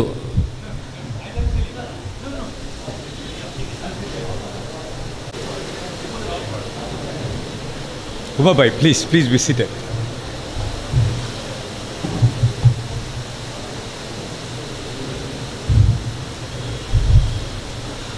ನಮ್ಮ ಬ್ಯಾರಿ ಅಧ್ಯಯನ ಪೀಠದ ಕಾರ್ಯಕ್ರಮಕ್ಕೆ ಬಂದಿರುವ ಎಲ್ಲ ಊರಿನ ಹಿರಿಯರೇ, ಗಣ್ಯರೇ, ನಮ್ಮ ಕಾರ್ಯಕ್ರಮದಲ್ಲಿ ದಿಕ್ಸೂಚಿ ಭಾಷಣ ಮಾಡಲಿಕ್ಕೆ ಬಂದಿರುವ ನಮ್ಮ ಉಮರ್ TK ಸಾಬ್, ವೇದಿಕೆಯಲ್ಲಿ ಕೂತಿರುವಂಥ ನಮ್ಮ ಇಬ್ಬರು ಫಾದರ್, ರೆವರೆಂಡ್ ಫಾದರ್, ನಮ್ಮೆಲ್ಲ ಸ್ನೇಹಿತರು, ಡಾಕ್ಟರ್ ಸಿದ್ದೀಕ್, ಎಲ್ಲಕ್ಕಿಂತ ಮುಖ್ಯವಾಗಿ ಮೈ ಯಂಗ್ ಫ್ರೆಂಡ್ಸ್. ಹಮ್ಜಾ ಬಾಯ್ ವಾಸ್ ಸೇಯಿಂಗ್ ಗುಡ್ ಮಾರ್ನಿಂಗ್, ನಮಸ್ಕಾರ. ಇವರು ಕೂಡ ಗುಡ್ ಮಾರ್ನಿಂಗ್, ನಮಸ್ಕಾರ ಅಂತ ಹೇಳಿದ್ರು. ನೀವು ಯಾರು ರೆಸ್ಪಾಂಡ್ ಮಾಡಲಿಲ್ಲ. ಹೇಳುವಾಗ ನಿಮ್ಮ ವಾಯ್ಸ್ ದೊಡ್ಡದು ಬಂತು. ನಾವು ನಮ್ಮ ವಿದ್ಯಾರ್ಥಿಗಳನ್ನು ಭಾಳ ಗಂಭೀರವಾಗಿ I hope you understand what I am saying in Kannada. If you don't understand Kannada please tell me. ನಾನು ಮಲಯಾಳಂನಲ್ಲಿ ಬೇಕಾದ್ರೆ ಮಾತಾಡ್ತಾನೆ, ಬ್ಯಾರಿ ಭಾಷೆ ಬೇಡ. ನಮ್ಮ ಮತ್ತು Tulu if you also understand, no problem. But let me tell you my dear friends, you are such a wonderful human beings of God and God's gift. You need to be absolutely conscious wherever and whenever you sit. You are a student now doing whatever programs in Milagres or outside. You need to be going along with the time. ಹಾಗಾಗಿ ಒಂದು ಭಾಷೆಯನ್ನು ಪ್ರತಿನಿಧಿಸಿ ಅದಕ್ಕೆ ಪ್ರತಿಕ್ರಿಯೆ ಮಾಡೋದು, responding to one word and not responding to other speaks your mind, which is not absolutely good at this point of time. ಅದಕ್ಕೆ ನಮ್ಮ doctor Siddiq ಅವರು ಸಂಶೋಧನೆ ಮಾಡಬೇಕು ಅಂತ ಕೇಳಿದ್ದು ನಿಮ್ಮ ಹತ್ರ. ಏನು ಸಂಶೋಧನೆ ಮಾಡಬೇಕು ಅಂತ ನಂಗೆ ಅರ್ಥ ಆಗೋದಿಲ್ಲ. ನಮ್ಮ ಯಂಗ್ಸ್ಟರ್ಸ್ಗಳ ಕುರಿತಾಗಿಯೇ ಸಂಶೋಧನೆ ನಡಿಬೇಕು. ನಮಗೆ ದೇವರು ಎಲ್ಲವನ್ನು ಕೊಟ್ಟಿದ್ದಾನೆ, ಒಳ್ಳೆ ಚರಿತ್ರೆ ಕೊಟ್ಟಿದ್ದಾನೆ. 1000 ವರ್ಷ, ಆಲ್ಮೋಸ್ಟ್ ಕ್ಲೋಸ್ ಟು 2000 ಇಯರ್ಸ್ದು ಚರಿತ್ರೆ ನೋಡಿದರೆ, ಚರಿತ್ರೆಗೆ ನಮಗೆ ಏನು ಪ್ರಾಬ್ಲಮ್ ಇಲ್ಲ. ಚರಿತ್ರೆಯನ್ನು ನೀವು ಬಳಕೆ ಮಾಡಿಕೊಂಡ್ರೆ ಬಹಳ ದೊಡ್ಡ ಮಟ್ಟದಲ್ಲಿ ಅನುಕೂಲ ಆಗುತ್ತೆ. ಚರಿತ್ರೆಯನ್ನು ನೋಡುವ ದೃಷ್ಟಿಕೋನವನ್ನು ನೀವು ಬದಲಾವಣೆ ಮಾಡಿಕೊಳ್ಬೇಕಾಗಿದೆ. ಈ ಬದಲಾವಣೆ ಮಾಡಿಕೊಳ್ಳುವ ಹಿನ್ನೆಲೆಯಲ್ಲಿ ನಮ್ಮ ಸಂಶೋಧನೆಗಳು ಆಗಬೇಕಾಗಿದೆ. ಹಾಗಾಗಿ ನಿಮ್ಮ ಈ ಆ್ಯಟಿಟ್ಯೂಡ್ ಏನು, ಬಹುಶಃ ನಿಮಗೆ ಗೊತ್ತಿಲ್ಲದೆ ಮಾಡಿರಿ, ಸಣ್ಣ ಮಕ್ಕಳು ನೀವು, ಹಾಗಾಗಿ ಅದನ್ನು ನಾನು ತಪ್ಪು ಅಂತ ತಿಳಿಯೋದಿಲ್ಲ. ಆದರೆ ನಿಮ್ಮ ಪ್ರೆಸೆನ್ಸ್ ಆಫ್ ಮೈಂಡ್ ಇದೆಯಲ್ಲ, ಅದು ಬಹಳ ಗಂಭೀರವಾಗಬೇಕು ಮತ್ತು ಅದು ಯಾವತ್ತೂ ಕೂಡ ತುಂಬ ರೆಸ್ಪಾನ್ಸಿವ್ ಆಗಿರಬೇಕು. ನನ್ನ ವಿದ್ಯಾರ್ಥಿಗಳಲ್ಲಿ ನಾನು ಅದನ್ನು ಕಾಣೋದು. ಇದು ಬ್ಯಾರಿ ಅಧ್ಯಯನ ಕೇಂದ್ರ. ಹಾಗಾಗಿ ಇಲ್ಲಿ ಆಗುವ ಕಾರ್ಯಕ್ರಮಗಳು ರಾಷ್ಟ್ರೀಯ ಮಟ್ಟದಲ್ಲಿ ಇಂಪ್ಯಾಕ್ಟ್ ಕ್ರಿಯೇಟ್ ಮಾಡ್ತದೆ, ಅಂತಾರಾಷ್ಟ್ರೀಯ ಮಟ್ಟದಲ್ಲಿ ಇಂಪ್ಯಾಕ್ಟ್ ಕ್ರಿಯೇಟ್ ಮಾಡುತ್ತೆ. ನಿಮ್ಮಂಥ ಸಣ್ಣ ಮಕ್ಕಳು ಈ ದೇಶವನ್ನು ನಾಳೆ ಕಾದು ರಕ್ಷಣೆ ಮಾಡುವ ಸಂದರ್ಭದಲ್ಲಿ ನಿಮ್ಮ ಪ್ರತಿಯೊಂದು ನಡೆನುಡಿಗಳು ನಮಗೆ ಬಹಳ ಮುಖ್ಯ ಆಗುತ್ತೆ. ಈ ಹಿನ್ನೆಲೆಯಲ್ಲಿ ಸಂಶೋಧನಾ ಅಂತ ಕ್ಷೇತ್ರದಲ್ಲಿ ಕಾರ್ಯನಿರ್ವಹಿಸಿರುವ ಎಲ್ಲ ಮಹನೀಯರನ್ನು ಗುರುತಿಸುವ ಕೆಲಸವನ್ನು ನಮ್ಮ ಸ್ನೇಹಿತರು ಮತ್ತು ನಮ್ಮೆಲ್ಲ ಸಹಯೋಗದಲ್ಲಿ ನಮ್ಮ ಅಡ್ವೈಸರಿ ಕಮಿಟಿ ತೀರ್ಮಾನ ತಗೊಂಡಿದೆ. ಮೊದಲನೇದಾಗಿ ಮಂಗಳೂರು ವಿಶ್ವವಿದ್ಯಾಲಯದ ಪರವಾಗಿ ನಾನು ಅವರಿಗೆ ಅಭಿನಂದನೆಗಳನ್ನು ಸಲ್ಲಿಸ್ತೇನೆ. ಸಂಶೋಧನೆ ಯಾಕಾಗಬೇಕು, ಯಾಕೆ ಮಾಡಬೇಕು, ಯಾರು ಮಾಡಬೇಕು, ಎಲ್ಲಿ ಮಾಡಬೇಕು, ಎಷ್ಟು ಮಾಡಬೇಕು ಅನ್ನುವ ಎಲ್ಲ ಒಂದು ಮೂಲಭೂತ ಪ್ರಶ್ನೆಗಳನ್ನು ಯಾವತ್ತಾದರೂ ನಿಮ್ಮ ಜೊತೆ ಇನ್ನೊಂದು ದಿವಸ ನಾನು ಚರ್ಚೆ ಮಾಡ್ತೀನಿ ನನ್ನ ಶೈಲಿಯಲ್ಲಿ. ಯಾಕಂದರೆ ಎಲ್ಲ ಕಡೆಯಿಂದ ಸಂಶೋಧನೆ ಮಾಡಿದವರೇ, ಸಿದ್ದಿಕ್ ಬಾಯಿಂದ ಹಿಡಿದು ಉಮರ್ ಬಾಯಿಂದ ಹಿಡಿದು ಆ ಫಾದರ್, ನಮ್ಮ ಸ್ಟೂಡೆಂಟ್ ಅವರು. ಹಾಗಾಗಿ ಅವ್ರ ಬಗ್ಗೆ ನನಗೆ ಗೊತ್ತು ಏನು ಸಂಶೋಧನೆ ಮಾಡ್ತಾರಂತ. ಇಸ್ಮಾಯಿಲ್ ಸಾರ್ ಇದ್ದಾರೆ, ಎಲ್ಲ ನಮ್ಮ ಸ್ನೇಹಿತರು ಇದ್ದಾರೆ, ಹಿರಿಯರು ಇಲ್ಲೂ ಕೂಡ ಕೂತಿದ್ದಾರೆ. ಪ್ರತಿ ದಿವಸ ಪ್ರತಿಯೊಬ್ಬರನ್ನು ನೋಡುವಾಗ ನಾವು ಸಂಶೋಧನಾತ್ಮಕವಾಗಿಯೇ ನೋಡಬೇಕಾಗಿದೆ. ಮಕ್ಕಳೇ, ನಾನು ನಿಮ್ಮ ಹತ್ರ ಒಂದು ಸಣ್ಣ ಪ್ರಶ್ನೆ ಕೇಳಿ 2-3 ಮಾತು ಹೇಳ್ತೀನಿ. ಯಾಕಂದರೆ ನಾನು ಉಮರ್ ಬಾಯಿ ಮಾತು ಕೇಳಬೇಕು ಅಂತಿದ್ದಾನೆ. ಇಲ್ಲಿ 4-5 ಜನ ನಮ್ಮ ಯಂಗ್ಸ್ಟರ್ಸ್ ನೋಡಿದೆ, ಒಳ್ಳೆ ಪಾಶ್ ಮೊಬೈಲ್ ಇಟ್ಕೊಂಡು ಕೂತಿದ್ದಾರೆ. ಎಲ್ಲ ಆ್ಯಪಲ್ ಮೊಬೈಲ್ ಫೋನ್. ಎಷ್ಟು ಜನರ ಹತ್ರ ಮೊಬೈಲ್ ಫೋನ್ ಇಲ್ಲ? ಸುಮ್ಮನೆ ಕೈ ಎತ್ತಿ. ಎಷ್ಟು ಜನರಲ್ಲಿ ಮೊಬೈಲ್ ಫೋನ್ ಇಲ್ಲ? ಸರ್ ನಿಮ್ಮನ್ನಲ್ಲ ಸರ್, ನಿಗಳಲ್ಲ, ನಾನು ಬರದೆ. ಎಷ್ಟು ಜನರಲ್ಲಿ? That means each one of you have a mobile phone. ಒಂದು ಸಣ್ಣ ಮಾತನ್ನು ನಿಮಗೆ ನಾನು ಹೇಳಬೇಕು ಅಂತಿದ್ದೇನೆ. ನೀವು ಪ್ರತಿಯೊಬ್ಬರೂ ಕೂಡ ಆಧುನಿಕ ಭಾರತದ, ಆಧುನಿಕ ಸಮಾಜದ ಭಾಗ ಆಗಿರೋದ್ರಿಂದ ಕೆಲವು ಸಣ್ಣ ಸಣ್ಣ ವಿಷಯಗಳನ್ನು ನಿಮ್ಗೆ ಹೇಳಿ ನನ್ನ ಮಾತನ್ನು ಮುಗಿಸ್ತಾನೆ. ನಮ್ಮ ಬ್ಯಾರಿ ಅಧ್ಯಯನ ಕೇಂದ್ರ ಮಂಗಳೂರು ವಿಶ್ವವಿದ್ಯಾನಿಲಯದ 24 ಅಧ್ಯಯನ ಕೇಂದ್ರಗಳಲ್ಲಿ ಒಂದು. ಅದು ಮಾಡ್ತಾ ಇದ್ದ ಕೆಲಸಗಳನ್ನು ನಾವು ಬಹಳ ವಿಭಿನ್ನವಾಗಿ ಈ ಸರಿ ಮಾಡಬೇಕು ಅಂತ ನಾನು ನಮ್ಮ ಸಿದ್ದಿಕ್ ಬಾಯಲ್ಲಿ ಕೇಳ್ಕೊಂಡಿದ್ದೇನೆ. ಯಾರು ಹೇಳಿದ್ದು ಬ್ಯಾರಿಯವರು ಕೇವಲ ಬ್ಯಾರಿಯ ಸಾಂಸ್ಕೃತಿಕ ಚಟುವಟಿಕೆಗಳನ್ನು ಮಾತ್ರ ಮಾಡಬೇಕು ಅಂತ? ಈ ಬ್ಯಾರಿ ಭಾಷೆಯೋ ಸಮುದಾಯವೋ ಜನ ಸಮುದಾಯವೋ ಒಂದು ಆಂಥ್ರೋಪಾಲಜಿಕಲ್ ಸ್ಟಡಿಗೆ ಸಂಬಂಧಪಟ್ಟದೋ ಅನ್ನೋದಕ್ಕಿಂತಲೂ ಬ್ಯಾರಿ ಅನ್ನೋದು ಭಾಷೆ ಅನ್ನೋದು ನಮಗೆಲ್ಲರಿಗೂ ಗೊತ್ತು. ನನಗೆ ಸಹ ಗೊತ್ತು, ನಾನು ಸಹ ಮಾತಾಡ್ತಾನೆ. ಸ್ವಲ್ಪ ಅಲ್ಲದ ನಿಮ್ಮ ಥರ ಚೆನ್ನಾಗಲ್ಲದಿದ್ದರೂ ನಾನು ಮಾತಾಡ್ತಾನೆ. ಆದರೆ ಬ್ಯಾರಿ ಭಾಷೆಯನ್ನು ನಾವು ಯಾಕೆ ವಿಸ್ತಾರ ಮಾಡಬೇಕು ಇವತ್ತು ಅಂತಂದರೆ, ಬ್ಯಾರಿ ಭಾಷೆಯಲ್ಲಿ ಶೇಕ್ಸ್ಪಿಯರ್ದು ಸಾನೆಟ್ಸ್ ಯಾಕೆ ಬರಿಬಾರ್ದು ಅಂತ ನಾನು ಕೇಳಿದ್ದೆ. ಶಿವರಾಮ್ ಕಾರಂತರ ನಾಟಕಗಳನ್ನು, ಶಿವರಾಮ್ ಕಾರಂತರ ಬರಹಗಳನ್ನು ಬ್ಯಾರಿ ಭಾಷೆಯಲ್ಲಿ ಯಾಕೆ ನಾವು ಮಾಡಬಾರ್ದು? ಗಾಂಧೀಜಿಯವರ ಬಗ್ಗೆ ಬ್ಯಾರಿ ಭಾಷೆಯಲ್ಲಿ ಯಾಕೆ ಬರಿಬಾರ್ದು? ನೆಹರು ಬಗ್ಗೆ, ಆಧುನಿಕ ಭಾರತದ ನೆಹರು ಶಿಲ್ಪಿಯನ್ನು ನಾವು ಯಾಕೆ ಬ್ಯಾರಿ ಭಾಷೆಯಲ್ಲಿ ತೊಗೊಂಡು ಬರಬಾರ್ದು? ಅಥವಾ ದಕ್ಷಿಣ ಕನ್ನಡದಲ್ಲಿ ಇವತ್ತು ಚರ್ಚೆ ಆಗ್ತಾ ಇರುವ ಎಲ್ಲ ಸಮುದಾಯಗಳ ಅಸ್ತಿತ್ವದ ಪ್ರಶ್ನೆಗೆ ಸಂಬಂಧಪಟ್ಟಾಗೆ ಬ್ಯಾರಿ ಅಧ್ಯಯನದಲ್ಲಿ ಕೆಲಸ ನಡೆದಿದೆ, ಅದಕ್ಕೆ ಯಾಕೆ ಕೆಲಸ ಮಾಡಬಾರ್ದು? ಒಂದು ಸಮುದಾಯವನ್ನು ಒಂದು ಅಧ್ಯಯನ ಕೇಂದ್ರ ವಸ್ತುವಾಗಿಟ್ಟುಕೊಂಡು ಕೆಲಸ ಮಾಡಲಿಕ್ಕೆ ಮಾತ್ರ ಅಲ್ಲ, ಅದಕ್ಕೆ ಒಂದು ವರ್ಲ್ಡ್ ಓವರ್ವ್ಯೂ ಇದೆ. ಭಾರತ ಮತ್ತು ಈಗ ನೀವು ಪ್ರತಿಕ್ರಿಯೆ ಕೊಟ್ಟರಲ್ಲ ಸಲಾಮ್ ಅಲೈಕು ಅಂತ ಹೇಳೋದಕ್ಕೆ, ಅದರ ಒಂದು ಅಂಡರ್ಸ್ಟ್ಯಾಂಡಿಂಗ್ ಯುವಕರಲ್ಲಿ ಏನಾಗ್ತಾ ಇದೆ ಇವತ್ತು ಅನ್ನೋದು ಬಹಳ ಪ್ರಮುಖವಾದ ವಿಷಯ. ನನಗೊಬ್ಬ ಸ್ನೇಹಿತ ಮೂಲತಃ ಕೊಡಗಿನವನು, ಭಾಳ ಖುಷಿಯಾಗುತ್ತೆ. ಆರಿಫ್ ಬಾಯ್ ಇದ್ದಾರೆ ಇಲ್ಲಿ, ಈ ಮಾಧ್ಯಮದ ಮುಖಾಂತರ ಅವ್ರು ಹೋಗಲಿ. ಯಾಶೀರ್ ಅಂತ ಒಬ್ಬ ಸೋಷಿಯಲ್ ಇನ್ಫ್ಲುಯೆನ್ಸರ್ ಇದ್ದಾರೆ, ನೀವೆಲ್ಲ ನೋಡಿದ್ದೀರ ಮಕ್ಕಳೇ. ಯಚ್ಚಿ ಅಂತ, ಎಷ್ಟು ಮಂಗಳೂರಿನವ್ರು ಇದ್ದಾರೆ ಗೊತ್ತಿಲ್ಲ, ಕೇರಳದವ್ರು ನೋಡ್ತಿರೋ ಗೊತ್ತಿಲ್ಲ ನನಗೆ. He does some reels in ತುಳುನಲ್ಲಿ ರೀಲ್ಸ್ ಮಾಡ್ತಾರೆ. ಯಾಶೀರ್ ಅಂತ ಹೆಸರು, ಅವರು ಯಚ್ಚಿ ಅಂತ. ಅವನಿಗೆ ಸುಮಾರು 1,90,000 ಫಾಲೋವರ್ಸ್ ಇದ್ದಾರೆ. ಈ ಮುಖಾಂತರ ಬ್ಯಾರಿ ಅಧ್ಯಯನ ಕೇಂದ್ರದ ಮುಖಾಂತರ, ಈ ಮಾಧ್ಯಮದ ಮುಖಾಂತರ ಯಾಶೀರ್ ಎಲ್ಲಿದ್ದರೂ ಕೂಡ, ಪ್ರಪಂಚದ ಯಾವುದೇ ಭಾಗದಲ್ಲಿ ಇರಲಿ ಕೂಡ, ನಾಳೆ ನೀವು ತೆಗೆದುಕೊಳ್ಳುವ ಸಬ್ಜೆಕ್ಟ್ ಮ್ಯಾಟರ್, ಮಿಸ್ಟರ್ ಯಾಶೀರ್ ಯಚ್ಚಿ ಎಲ್ಲಿದೆಯೋ ಗೊತ್ತಿಲ್ಲ, ನೀವು ತೆಗೆದುಕೊಳ್ಳುವ ಸಬ್ಜೆಕ್ಟ್ ಮ್ಯಾಟರ್ ನಮ್ಮ ಮಕ್ಕಳಿಗೆ ಸಂಬಂಧಪಟ್ಟದ್ದಾಗಲಿ, ಅದು ಕೇವಲ ಕೆಲವು ಡಬಲ್ ಮೀನಿಂಗ್ನ ಸೋಷಿಯಲ್ ಮೀಡಿಯಾದ ರೀಲ್ಸ್ಗಾಗೋದು ಬೇಡ. ನೀವು ಎಷ್ಟು ಇನ್ಫ್ಲುಯೆನ್ಸರ್ ಆಗಿದ್ದೀರಿ ಅಂತಂದರೆ ಈ ಮಕ್ಕಳ ಬಿಹೇವಿಯರನ್ನು ಬದಲಾವಣೆ ಮಾಡಲಿಕ್ಕೆ ಸಾಧ್ಯ ಆಗುತ್ತೆ. ಈ ಮಕ್ಕಳಲ್ಲಿ ಕಾನ್ಫಿಡೆನ್ಸನ್ನು ತೊಗೊಂಡು ಬರಲಿಕ್ಕೆ ಸಾಧ್ಯ ಆಗುತ್ತೆ. ಈ ಮಕ್ಕಳಲ್ಲಿ ಭಾಷೆಯ ಮೇಲೆ ಪ್ರೀತಿ ತೊಗೊಂಡು ಬರಲಿಕ್ಕೆ ಸಾಧ್ಯ ಆಗುತ್ತೆ. ಹಾಗಾಗಿ ನೀವು ಹಾಗೆ ಕೆಲಸ ಮಾಡಲೇಬೇಕಾಗುತ್ತೆ. ಕ್ಯಾಲಿಕಟ್ ಯೂನಿವರ್ಸಿಟಿನಲ್ಲಿ ಇದೇ ಥರ ಮಾತನಾಡ್ತಿದ್ದಾಗ ನಾವೆಲ್ಲ ಹೆಣ್ಣುಮಕ್ಳ ಹತ್ರ ಒಂದು ಸಣ್ಣ ಪ್ರಶ್ನೆ ಕೇಳಿದ್ದೆ. ಹೆಚ್ಚಿನ ನಮ್ಮ ಹೆಣ್ಮಕ್ಳು ಮುಸ್ಲಿಂ ಹೆಣ್ಮಕ್ಳಾಗಿದ್ದರು. ಈಗ ಮೊನ್ನೆ ರೀಸೆಂಟಾಗಿ ಈ ಮಾತನ್ನು ಕೇಳಿದ್ದೆ ನಾನು. ಎಲ್ಲರೂ ಆಗಿದ್ದರು. ಪ್ರತಿಯೊಬ್ಬರು ಮೊಬೈಲ್ ಫೋನ್ ಇಟ್ಕೊಳ್ತಾರೆ. Father, everybody has a mobile phone. In competition, if you has a Apple mobile phone and she has to upgrade it to something else. ದುಡ್ಡಿದೆ, ದೇವರು ದುಡ್ಡು ಕೊಟ್ಟಿರ್ತಾರೆ, ಪ್ರತಿಯೊಬ್ಬರ ಹತ್ರ ಇದೆ. ಯಾಕೆ ಬಳಸ್ಕೊಳ್ತೀರಿ ಅಂತ ಕೇಳಿದಾಗ, no, this is my personal mobile phone, don't ask me why I am using it ಅಂತ ಹೇಳಿ ಪ್ರತಿಕ್ರಿಯೆ ಕೊಟ್ಟರು. ಒಬ್ಬಳು ಆತ್ಮೀಯ ಸ್ನೇಹಿತೆ ಇದ್ದಾಳೆ, ಅವಳನ್ನು ನಾನು ಕೂಡ ಫಾಲೋ ಮಾಡ್ತಾ ಇದ್ದೇನೆ ಇವತ್ತು. ದುಬಾಯಿ ಪಾತು, ಎಷ್ಟು ಜನರಿಗೆ ಗೊತ್ತೋ ಗೊತ್ತಿಲ್ಲ ನಿಮಗೆ. ನಾನು ದುಬಾಯಿ ಪಾತುವಲ್ಲಿ ಈ ಮನವಿಯನ್ನು ಮಾಡ್ತಾ ಇದ್ದೇನೆ. ಮತ್ತು ನಮ್ಮ ಹೆಣ್ಣು ಮಕ್ಕಳ ಬಗ್ಗೆ, ನಮ್ಮ ಈ ಮಕ್ಕಳ ಬಗ್ಗೆ, ಅವರ ಅಧ್ಯಯನದ ಬಗ್ಗೆ, ಸಮುದಾಯದ ಬಗ್ಗೆ, ದೇಶದ ಬಗ್ಗೆ, ದೇಶದ ಪ್ರಸ್ತುತ ಸಮಸ್ಯೆಗಳ ಬಗ್ಗೆ ಈಗ ನೀವು ನಿಮ್ಮ ಯೂಟ್ಯೂಬ್ ಚಾನೆಲಲ್ಲಿ ನೀವು ಇನ್ಫ್ಲುಯೆನ್ಸರ್ ಆಗಿ ಸಣ್ಣ ಸಣ್ಣ ಥೀಮನ್ನು ಇಟ್ಕೊಂಡು ನೀವು ಇದನ್ನು ಮಾಡಬೇಕಾಗುತ್ತೆ, ಈ ಕೆಲಸ ಮಾಡಬೇಕಾಗುತ್ತೆ. ಯಾಕೆಂದರೆ ಈ ಮಕ್ಕಳು ಇವತ್ತು ನನ್ನ ಪಾಠ ಕೇಳೋದಿಲ್ಲ ಕ್ಲಾಸ್ನಲ್ಲಿ. They just wouldn't listen to me what I say in the class. They just wouldn't understand what I am trying to explain in the class and they don't want it. ಆದರೆ ಬಹಳ ಫೇತ್ಫುಲ್ಲಾಗಿ ಅವರು ಸೋಷಿಯಲ್ ಮೀಡಿಯಾದ ಗುಲಾಮರಾಗಿ ಕೆಲಸ ಮಾಡ್ತಾ ಇದ್ದಾರೆ. ಇದೇ ನಿಮಗೊಂದು learning exercise ಆದರೆ ನಮಗೆ ಸಾಕಷ್ಟು ಕೆಲಸ ಮಾಡಿಕೊಳ್ಳಿಕ್ಕಾಗುತ್ತೆ.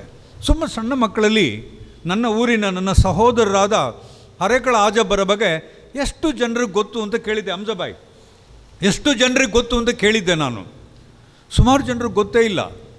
ಬ್ಯಾರಿ ಅಧ್ಯಯನ ಕೇಂದ್ರ ಈ ರೀತಿ ಸಾಧನೆ ಮಾಡಿದವರ ಬಗ್ಗೆ ಈಗ ದೊಡ್ಡ ದೊಡ್ಡ ಪುಸ್ತಕ, ಗ್ರಂಥ, PhD ಗ್ರಂಥವನ್ನು ಯಾರು ಓದೋದಿಲ್ಲ. ಸಣ್ಣ ಸಣ್ಣದು ಕಿರು ಹೊತ್ತಿಗೆಯನ್ನು ಓದ್ತಾರೆ. ಸ್ಮಾಲ್ ಬುಕ್, ಹ್ಯಾಂಡ್ ಬುಕ್ಗಳನ್ನು ಓದ್ತಾರೆ ಅವರು. ಯಾಕೆಂದರೆ ಸೋಷಿಯಲ್ ಮೀಡಿಯಾದಲ್ಲಿ ಓದಿ ಓದಿ ಸಣ್ಣ ಸಣ್ಣ ಕ್ಯಾಪ್ಷನ್ಸ್ ಓದಲಿಕ್ಕೆ ಮಾತ್ರ ಅವ್ರಿಗೆ ಅಭ್ಯಾಸ ಇದೆ. ಹಾಗಾಗಿ ನಮಗೆ ನಮ್ಮ ಸಹೋದರ ಅರೇಕಳ ಆಜಬ್ಬನ ಬಗ್ಗೆ 10 ಪುಟದ ಒಂದು ಸಣ್ಣ ಪುಸ್ತಕವನ್ನು ನನ್ನ ಬ್ಯಾರಿ ಅಧ್ಯಯನ ಕೇಂದ್ರ ತೊಗೊಂಡು ಬರಬೇಕು. ಉಮರ್ ಬಾಯ್ ಬಗ್ಗೆ ತೊಗೊಂಡು ಬರಬೇಕು. ಸದ್ದಿಲ್ಲದೆ ಕ್ರಾಂತಿ ಮಾಡುವ ಒಬ್ಬ ಸ್ನೇಹಿತ ನಮ್ಮಲ್ಲಿದ್ದಾನೆ, ದಿವಸ ಬರೀತಾರೆ, ಹಮ್ಜಾ. ಸಣ್ಣ ಪುಸ್ತಕ, ಸಣ್ಣ ವಸ್ತು, ಇಡೀ ಮನಸ್ಸಿಗೆ ಶಾಂತಿಯನ್ನು ಕೊಡುವ, ಸಮಾಧಾನ ಕೊಡುವ ಬರವಣಿಗೆಗಳಲ್ಲಿ ತಮ್ಮನ್ನು ಗುರುತಿಸ್ಕೊಂಡಿದ್ದಾರೆ. ಎಷ್ಟು ಸಾಧಕರಿದ್ದೀರಿ ನೀವು ಇಲ್ಲಿ, ಎಷ್ಟು ಜನ ಬರವಣಿಗಾರಿದ್ದೀರಿ ಇಲ್ಲಿ ಎಲ್ಲರೂ. ಹಾಗಾಗಿ ನಿಮ್ಮೆಲ್ಲರ ಕುರಿತಾದ ಸಣ್ಣ ಸಣ್ಣ ಬರಹಗಳು ತೊಗೊಂಡು ಬರಬೇಕು ಅಂತ ನಾನು ಇವರಿಗೆ ಹೇಳಿದೆ. ನಾವು ಇದೇ ಕಾಲದಲ್ಲಿದ್ದೀವಿ ಮಕ್ಕಳೇ. ನೀವು ಪುಸ್ತಕ ಓದುವವರಲ್ಲ. ನನ್ನ ವಿಶ್ವವಿದ್ಯಾನಿಲಯದಲ್ಲಿ ಸುಮಾರು 2.5 ಲಕ್ಷ ಪುಸ್ತಕ, 25,000 ವರ್ಷನ್ ಇದೆ ನಮ್ಮಲ್ಲಿ. Umabai, you would feel really bad to listen to what I'm saying. None of our students like and love books today. Forget about the students, the teachers also do not go to library today. They don't want to touch the book. ಮಕ್ಕಳೇ, ನೀವು ಸರಸ್ವತಿಯನ್ನು ನಂಬ್ತಿರೋ ಗೊತ್ತಿಲ್ಲ, ಅಲ್ಲಾಹವನ್ನು ನೀವು ನಂಬ್ತೀರಿ ನನಗೆ ಗೊತ್ತಿದೆ. ಅಲ್ಲೂ ಕೂಡ ಒಂದು ಖುರಾನ್ ಅನ್ನೋ ಒಂದು ಪುಸ್ತಕ ಇದೆ. ಆ ಪುಸ್ತಕವನ್ನು ಮುಟ್ಟುವಾಗ ಇಡೀ ನಿಮ್ಮ ಮನಸ್ಸು, ಇದು ದೇಹದಲ್ಲಿ ಪಾಸಿಟಿವ್ ಎನರ್ಜಿ ಪಾಸ್ ಆಗಲೇಬೇಕು. ಆ ಪುಸ್ತಕದ ಫೀಲ್ ಎಲ್ಲ ಪುಸ್ತಕದಲ್ಲೂ ಇದೆ. BCA ಓದೋ ಮಕ್ಕಳಿಗೆ, BSc ಓದೋ ಮಕ್ಕಳಿಗೆ, ಕಂಪ್ಯೂಟರ್ಸ್ ಒಂದು ಎಲ್ಲ ಪುಸ್ತಕದಲ್ಲಿ ಆ ಹೋಲಿ ಕುರಾನ್ದೊಂದು ಟಚಿಂಗ್ ಫೀಲ್ ಇರ್ತದೆ. ನಿಮಗೆ ಟಚ್ ಸೆನ್ಸೇಷನ್ ಇರ್ತದೆ. ಅದು ಪಾಸಿಟಿವ್ ಎನರ್ಜಿನ ಮಾಡ್ತದೆ. ನೀವ್ಯಾರು ಪುಸ್ತಕ ಓದುವವರೇ ಅಲ್ಲ. ಶಿಕ್ಷಣ ಸಂಸ್ಥೆಗಳಲ್ಲಿ ಇವತ್ತು ಲೈಬ್ರರಿಯ ಮಹತ್ವ ತಿಳಿದುಕೊಳ್ಳದಿರುವ ನೂರಾರು ವಿದ್ಯಾರ್ಥಿಗಳನ್ನು ಕಳೆದ ಸುಮಾರು ವರ್ಷಗಳಿಂದ ನೋಡ್ತಾ ಬಂದಿದ್ದೇನೆ. ಬ್ಯಾರಿ ಅಧ್ಯಯನ ಕೇಂದ್ರ ಓದುವುದರ ಕುರಿತಾಗಿ, ಪುಸ್ತಕದ ಕುರಿತಾಗಿ, ಈ ಊರಿನ ಎಲ್ಲ ಮಹನೀಯರುಗಳ ಕುರಿತಾಗಿ ಒಂದು ಸಣ್ಣ ಮಟ್ಟದ ಪ್ರಯತ್ನವನ್ನು ಮಾಡಬೇಕು. ನಮ್ಮ ಮಕ್ಕಳು ಬ್ಯಾರಿ ಭಾಷೆ ಮಾತನಾಡೋ ಮಕ್ಕಳು, ಮಲಯಾಳಂ ಮಾತಾಡೋ ಮಕ್ಕಳು ಈ ಊರಿನ ಮಹಾಕವಿಗಳ ಬಗ್ಗೆ ಮಾತಾಡಬೇಕು. ಇಲ್ಲಿ ನೀವು ನಾಡಗೀತೆ ಆಡ್ತಾ ಇದ್ದಾಗ ಇದು ಸರ್ವ ಜನಾಂಗದ ಶಾಂತಿಯ ತೋಟ. We all live together, live with peace, not with violence. ಇದು ನಿಮಗೆ ಗೊತ್ತಾಗಬೇಕಾದ್ರೆ ನಮಗೆ ಅಡಿಗರು ಗೊತ್ತಾಗಬೇಕು, ಕಾರಂತರು ಗೊತ್ತಾಗಬೇಕು, ಎಲ್ಲ ಈ ಊರಿನ ಕವಿಗಳು ಕೈಯಾರ ಕಿಂಜಣ್ಣರಯ್ಯವರು ಗೊತ್ತಾಗಬೇಕು. ಬಹಳ ದೊಡ್ಡ ದೊಡ್ಡ ಮಟ್ಟದ ನಮಗೆ ವಿವೇಕರಯ್ಯವರ ಬಗ್ಗೆ ಬ್ಯಾರಿ ಅಧ್ಯಯನ ಕೇಂದ್ರದಲ್ಲಿ ವಿಶ್ಲೇಷಣೆ ಆಗಬೇಕು. ಇವತ್ತು ನಾವಿದನ್ನು ಮಾಡದಿದ್ದರೆ ನಮ್ಮ ಬ್ಯಾರಿ ವಿದ್ಯಾರ್ಥಿಗಳಾಗಲಿ, ಅದನ್ನು ಓದೋರಾಗಲಿ, ನಮ್ಮದು ಸಣ್ಣ ಪ್ರಪಂಚ, ನಮ್ಮ ಸಾಹಿತ್ಯ ಇಷ್ಟೇ ಇದೆ, ಇದರಿಂದ ಹೊರಗಡೆ ನಮಗಿಲ್ಲ ಅಂತ ಆಗಬೇಕು. ಎಲಿಯಟ್ ಬಗ್ಗೆ ಟ್ರಾನ್ಸ್ಲೇಟ್ ಮಾಡಿ ಸರ್, TS ಎಲಿಯಟ್ ಬಗ್ಗೆ ಟ್ರಾನ್ಸ್ಲೇಟ್ ಮಾಡಿ, ನಮ್ಮ ಮಕ್ಕಳಿಗೆ ಕೊಡಿ ಅದನ್ನು ಬ್ಯಾರಿ ಭಾಷೆಯಲ್ಲಿ. ಯಾಕೆ ಸಾಧ್ಯ ಇಲ್ಲ? ಖಂಡಿತ ಸಾಧ್ಯ ಇದೆ ಮಕ್ಕಳೇ. ಇದು ಸಂಶೋಧನಾ ಕ್ಷೇತ್ರಕ್ಕೆ ಮಾಡಿರುವ ಸಾಧಕರಿಗೆ ಕೊಡುವ ಬಹುಮಾನ ಕೊಡುವ, ಗೌರವ ಕೊಡುವ ಕಾರ್ಯಕ್ರಮ ಅಂತ ದಯವಿಟ್ಟು ತಿಳ್ಕೊಬೇಡಿ. ನಿಮ್ಮನ್ನು ವಾಸ್ತವದ ಬದುಕಿಗೆ ಪರಿಚಯ ಮಾಡಿಕೊಡುವ ಕಾರ್ಯಕ್ರಮ ಅಂತ ನಾನು ತಿಳ್ಕೊಂಡಿದ್ದೇನೆ. ನಾವೆಲ್ಲ ಕನಸಿನಲ್ಲಿ ಬದುಕ್ತಾ ಇದ್ದೇವೆ. ನಿಮ್ಮ ತಂದೆ ತಾಯಿಗಳು ಈ ಹಿರಿಯರನ್ನ ನೋಡಿದಾಗ ನೆನಪಾಯಿತು. ನಿಮ್ಮ ತಂದೆ ತಾಯಿಗಳು 10 ನಿಮಿಷವೂ ರೆಸ್ಟ್ ತೆಗೆದುಕೊಳ್ಳದೆ 10 ಪೈಸೆಯನ್ನು ಹುಟ್ಟು ಹಾಕಲಿಕ್ಕೆ, 100 ರೂಪಾಯಿಯನ್ನು ಒಂದು ದಿವಸ ಹುಟ್ಟು ಹಾಕಲಿಕ್ಕೆ ಬೆಳಿಗ್ಗೆ 3 ಗಂಟೆಯಿಂದ ರಾತ್ರಿ 11 ಗಂಟೆ ತನಕ ಕೆಲಸ ಮಾಡ್ತಾರೆ. But you do not know the pain of your parents, you do not know how to create money. ಇದನ್ನು ನೀವು ತಿಳ್ಕೊಳ್ಳೋದಿದ್ದರೆ ಈ ದೇಶಕ್ಕೆ, ಈ ರಾಷ್ಟ್ರಕ್ಕೆ, ಈ ಸಮುದಾಯಕ್ಕೆ, ಇಡೀ ನಮ್ಮ ಭಾರತಕ್ಕೆ ನೀವು ಅಸೆಟ್ ಆಗೋದೇ ಇಲ್ಲ. ಯಚಿಬಾಯ್, I am here to tell you, Dubai ಪಾತು, I am here to tell you, tell every students, ನಿಮ್ಮ ಸಬ್ಜೆಕ್ಟ್ ಇನ್ನು ಮೇಲೆ ಡ್ರಗ್ನ ಮೇಲೆ ಇರಲಿ, ನಿಮ್ಮ ಸಬ್ಜೆಕ್ಟ್ ಇನ್ನು ಮೇಲೆ ಆಲ್ಕೋಹಾಲ್ ಮೇಲೆ ಇರಲಿ. ಯಾವತ್ತೂ ಹೇಳಿ ಆಲ್ಕೋಹಾಲ್ ಎಷ್ಟು ಡೇಂಜರಸ್ ಅಂತ ನಮ್ಮ ಮಕ್ಕಳಿಗೆ ಹೇಳ್ಕೊಡಿ. ಇವತ್ತು ಡ್ರಗ್ಸ್ ಎಷ್ಟು ಡೇಂಜರಸ್ ಅಂತ ನಮ್ಮ ಮಕ್ಕಳಿಗೆ ಹೇಳ್ಕೊಡಿ. ನಿಮ್ಮ ಸೋಷಿಯಲ್ ಮೀಡಿಯಾ ಈ ಮಕ್ಕಳಲ್ಲಿ ಎಚ್ಚರಿಕೆ ತಗೊಂಡು ಬರಲಿ ಅಂತ ಹೇಳ್ತಾ, ತಮ್ಮೆಲ್ಲರಿಗೂ ಪರಮಾತ್ಮ ಒಳ್ಳೇದು ಮಾಡಲಿ ಅಂತ ಪ್ರಾರ್ಥನೆ ಮಾಡ್ತಾ, ಒಳ್ಳೆ ಕಾರ್ಯಕ್ರಮ. ಸಿದ್ದಿಕ್ ಬಾಯ್ ಜೊತೆ ನಾನು ಸುಮಾರು ಚರ್ಚೆ ಮಾಡಬೇಕಾಗಿದೆ. ಇನ್ಮೇಲೆ ಇದಕ್ಕೊಂದು ಹೊಸ ಆಯಾಮವನ್ನು ಕೊಡಬೇಕಾಗಿದೆ. Mangalore university is not only for the language, Mangalore university is also for bringing everybody together. ನಮಗೆ ಎಲ್ಲರೂ ಒಟ್ಟಿಗೆ ಬರಬೇಕು, ಬದುಕಬೇಕು ಅಂತ ಒಂದು ಆಸೆ ಇದೆ. ಈ ಹಿನ್ನೆಲೆಯಲ್ಲಿ ಎಲ್ಲ ಹಿರಿಯರಿಗೆ, ಊರಿನ ಹಿರಿಯರಿಗೆ ಮತ್ತು ಸಾಮಾಜಿಕ ಸೇವೆಯಲ್ಲಿ ತೊಡಕೊಂಡಿರುವ ನನ್ನ ಎಲ್ಲ ಸ್ನೇಹಿತರಿಗೆ, ನಿಮ್ಮನ್ನೇ ಕಾಯ್ತಾ ಇರುವ ಎಲ್ಲ ಹಿರಿಯರಿಗೆ ನಾನು ನಿಮ್ಮನ್ನು ಕಾಯ್ತಾ ಇದ್ದಾರೆ. ನಾಳೆ ಬಂದು ನೀವು ಅವ್ರನ್ನ ರಕ್ಷಣೆ ಮಾಡಬೇಕು ಅಂತ ಕಾಯ್ತಾ ಇದ್ದಾರೆ. ಹಾಗಾಗಿ ನಿಮ್ಮನ್ನು ಕಾಯ್ತಾ ಇರುವ ಎಲ್ಲ ಹಿರಿಯರನ್ನು ಮತ್ತು ನಮ್ಮ ಎಲ್ಲ ಕಿರಿಯ ಮಿತ್ರರನ್ನು ನಾನು ಮತ್ತೊಮ್ಮೆ ಈ ಸಭೆಗೆ ಸ್ವಾಗತ ಮಾಡಿ, ಮಂಗಳೂರು ವಿಶ್ವವಿದ್ಯಾಲಯದ ಪರವಾಗಿ ಸ್ವಾಗತ ಮಾಡಿ, ನನಗೆ ಅವಕಾಶ ಕೊಟ್ಟ ಎಲ್ಲ ಸ್ನೇಹಿತರಿಗೆ ನಾನು ಧನ್ಯವಾದಗಳು. ನನ್ನ ಮಾತು ಮುಗಿಸ್ತಾನೆ. ಜೈ ಹಿಂದ್.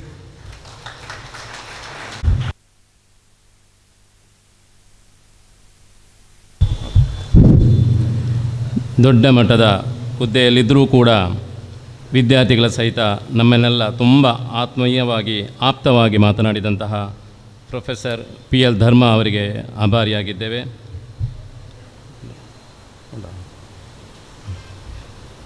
ಇದೀಗ ದಿಕ್ಸೂಚಿ ಭಾಷಣಕ್ಕಾಗಿ ಬ್ಯಾರಿಸ್ ವೆಲ್ಫೇರ್ ಅಸೋಸಿಯೇಷನ್ನ ಮಾಜಿ ಅಧ್ಯಕ್ಷರು, ಬ್ಯಾರಿ ಆಂದೋಲನದ ಪ್ರಮುಖ ರೂವಾರಿಯೂ ಆಗಿರುವಂತಹ ಉಮರ್ ಟೀಕೆ ಅವರನ್ನು ನಾನು ವೇದಿಕೆಗೆ ಆಹ್ವಾನಿಸ್ತಾ ಇದ್ದೇನೆ.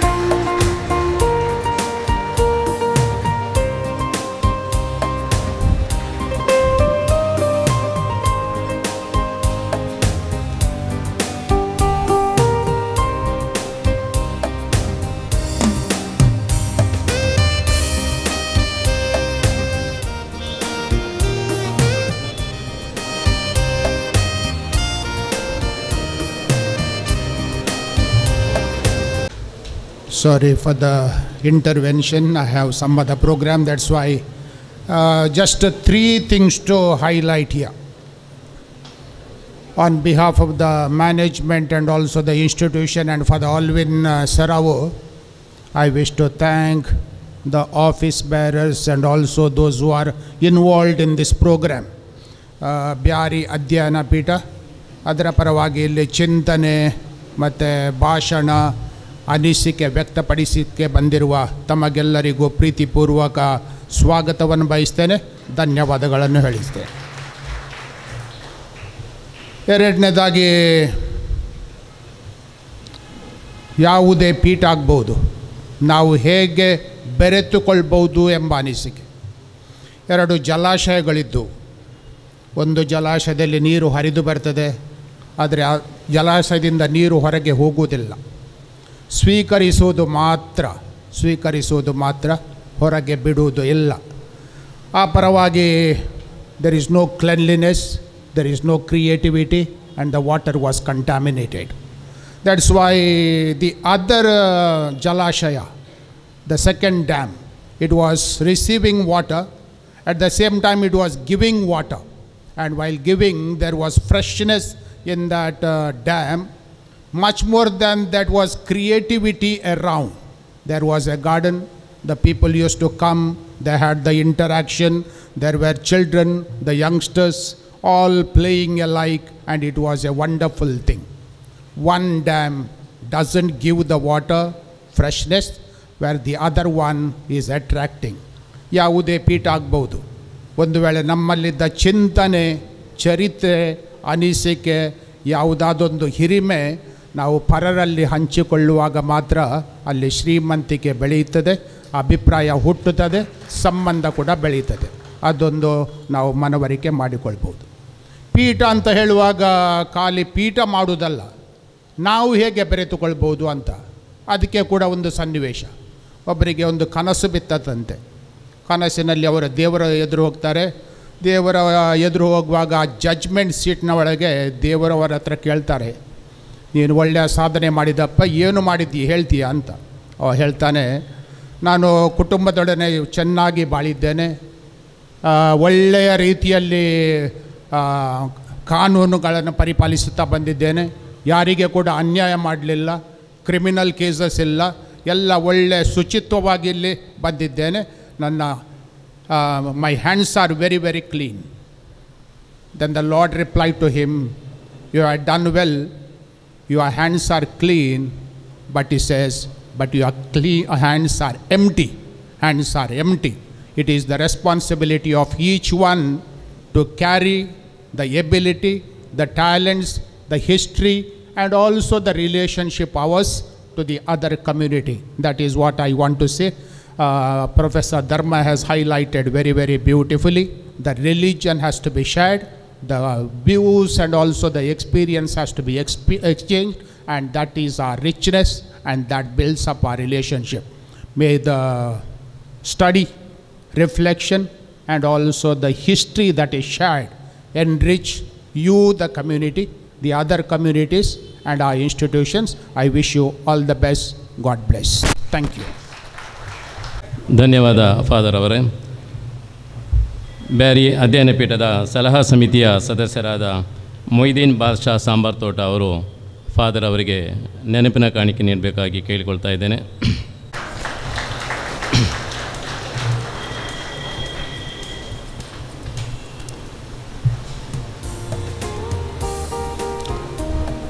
ವಿಶ್ವವಿದ್ಯಾಲಯ.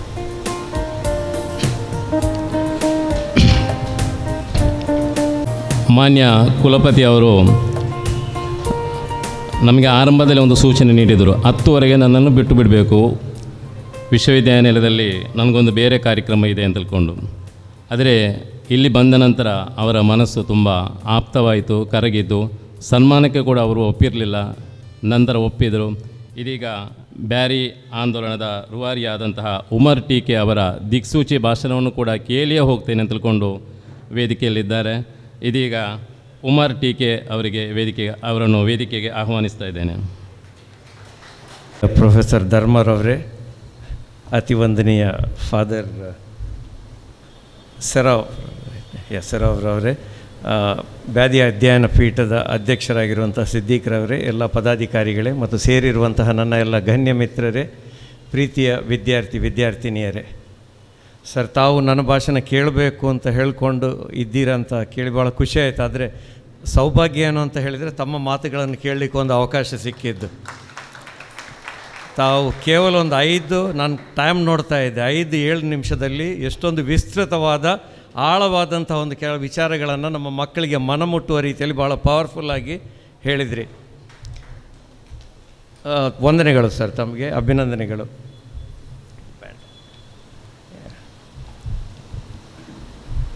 ಬ್ಯಾರಿ ಸಂಶೋಧನಾ ಕ್ಷೇತ್ರಕ್ಕೆ ಅದ್ವಿತೀಯವಾದಂತಹ ಕೊಡುಗೆಗಳನ್ನು ಕೊಟ್ಟು ನಮ್ಮ ಈ ಬ್ಯಾರಿ ಆಂದೋಲನದ, ಬ್ಯಾರಿ ಪುನರುತ್ಥಾನದ ಒಂದು ಪ್ರಕ್ರಿಯೆಗೆ ನಾಂದಿಯನ್ನು ಹಾಡಿದಂತಹ ಒಂದು 3 ಮಹನೀಯರನ್ನು, ಪ್ರಾತವಂದನೀಯರನ್ನು ಇವತ್ತು ಸ್ಮರಿಸುವಂತಹ ಒಂದು ಕಾರ್ಯಕ್ರಮ ಇದು.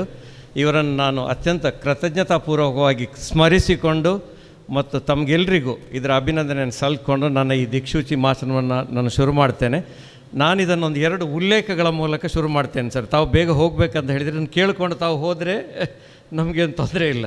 ಪಾಪ ಅವರು 10ವರೆಗೆ ಹೋಗಬೇಕಂತ ಹೇಳಿದರು, 11 ಗಂಟೆಗೆ ಯೂನಿವರ್ಸಿಟಿಯಲ್ಲಿ ಇರಬೇಕು ಅಂತ.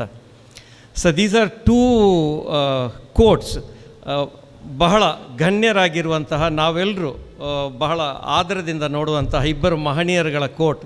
ಒಂದು ಬರಾಕ್ ಒಬಾಮರದ್ದು. ಅವರು 2nd ಟರ್ಮ್ಗೆ ಅಮೇರಿಕಾದ ಅಧ್ಯಕ್ಷರಾದಾಗ the speech is known as America is not America ಅಂತ. ಸೊ ಅವರು ಅದರಲ್ಲಿ ಹೇಳಿದರು, America is not America because of the scientific advancement, America is not America because of the military power. So America is not America because of the world-class universities, infrastructure, all that. America is America because of the Americans.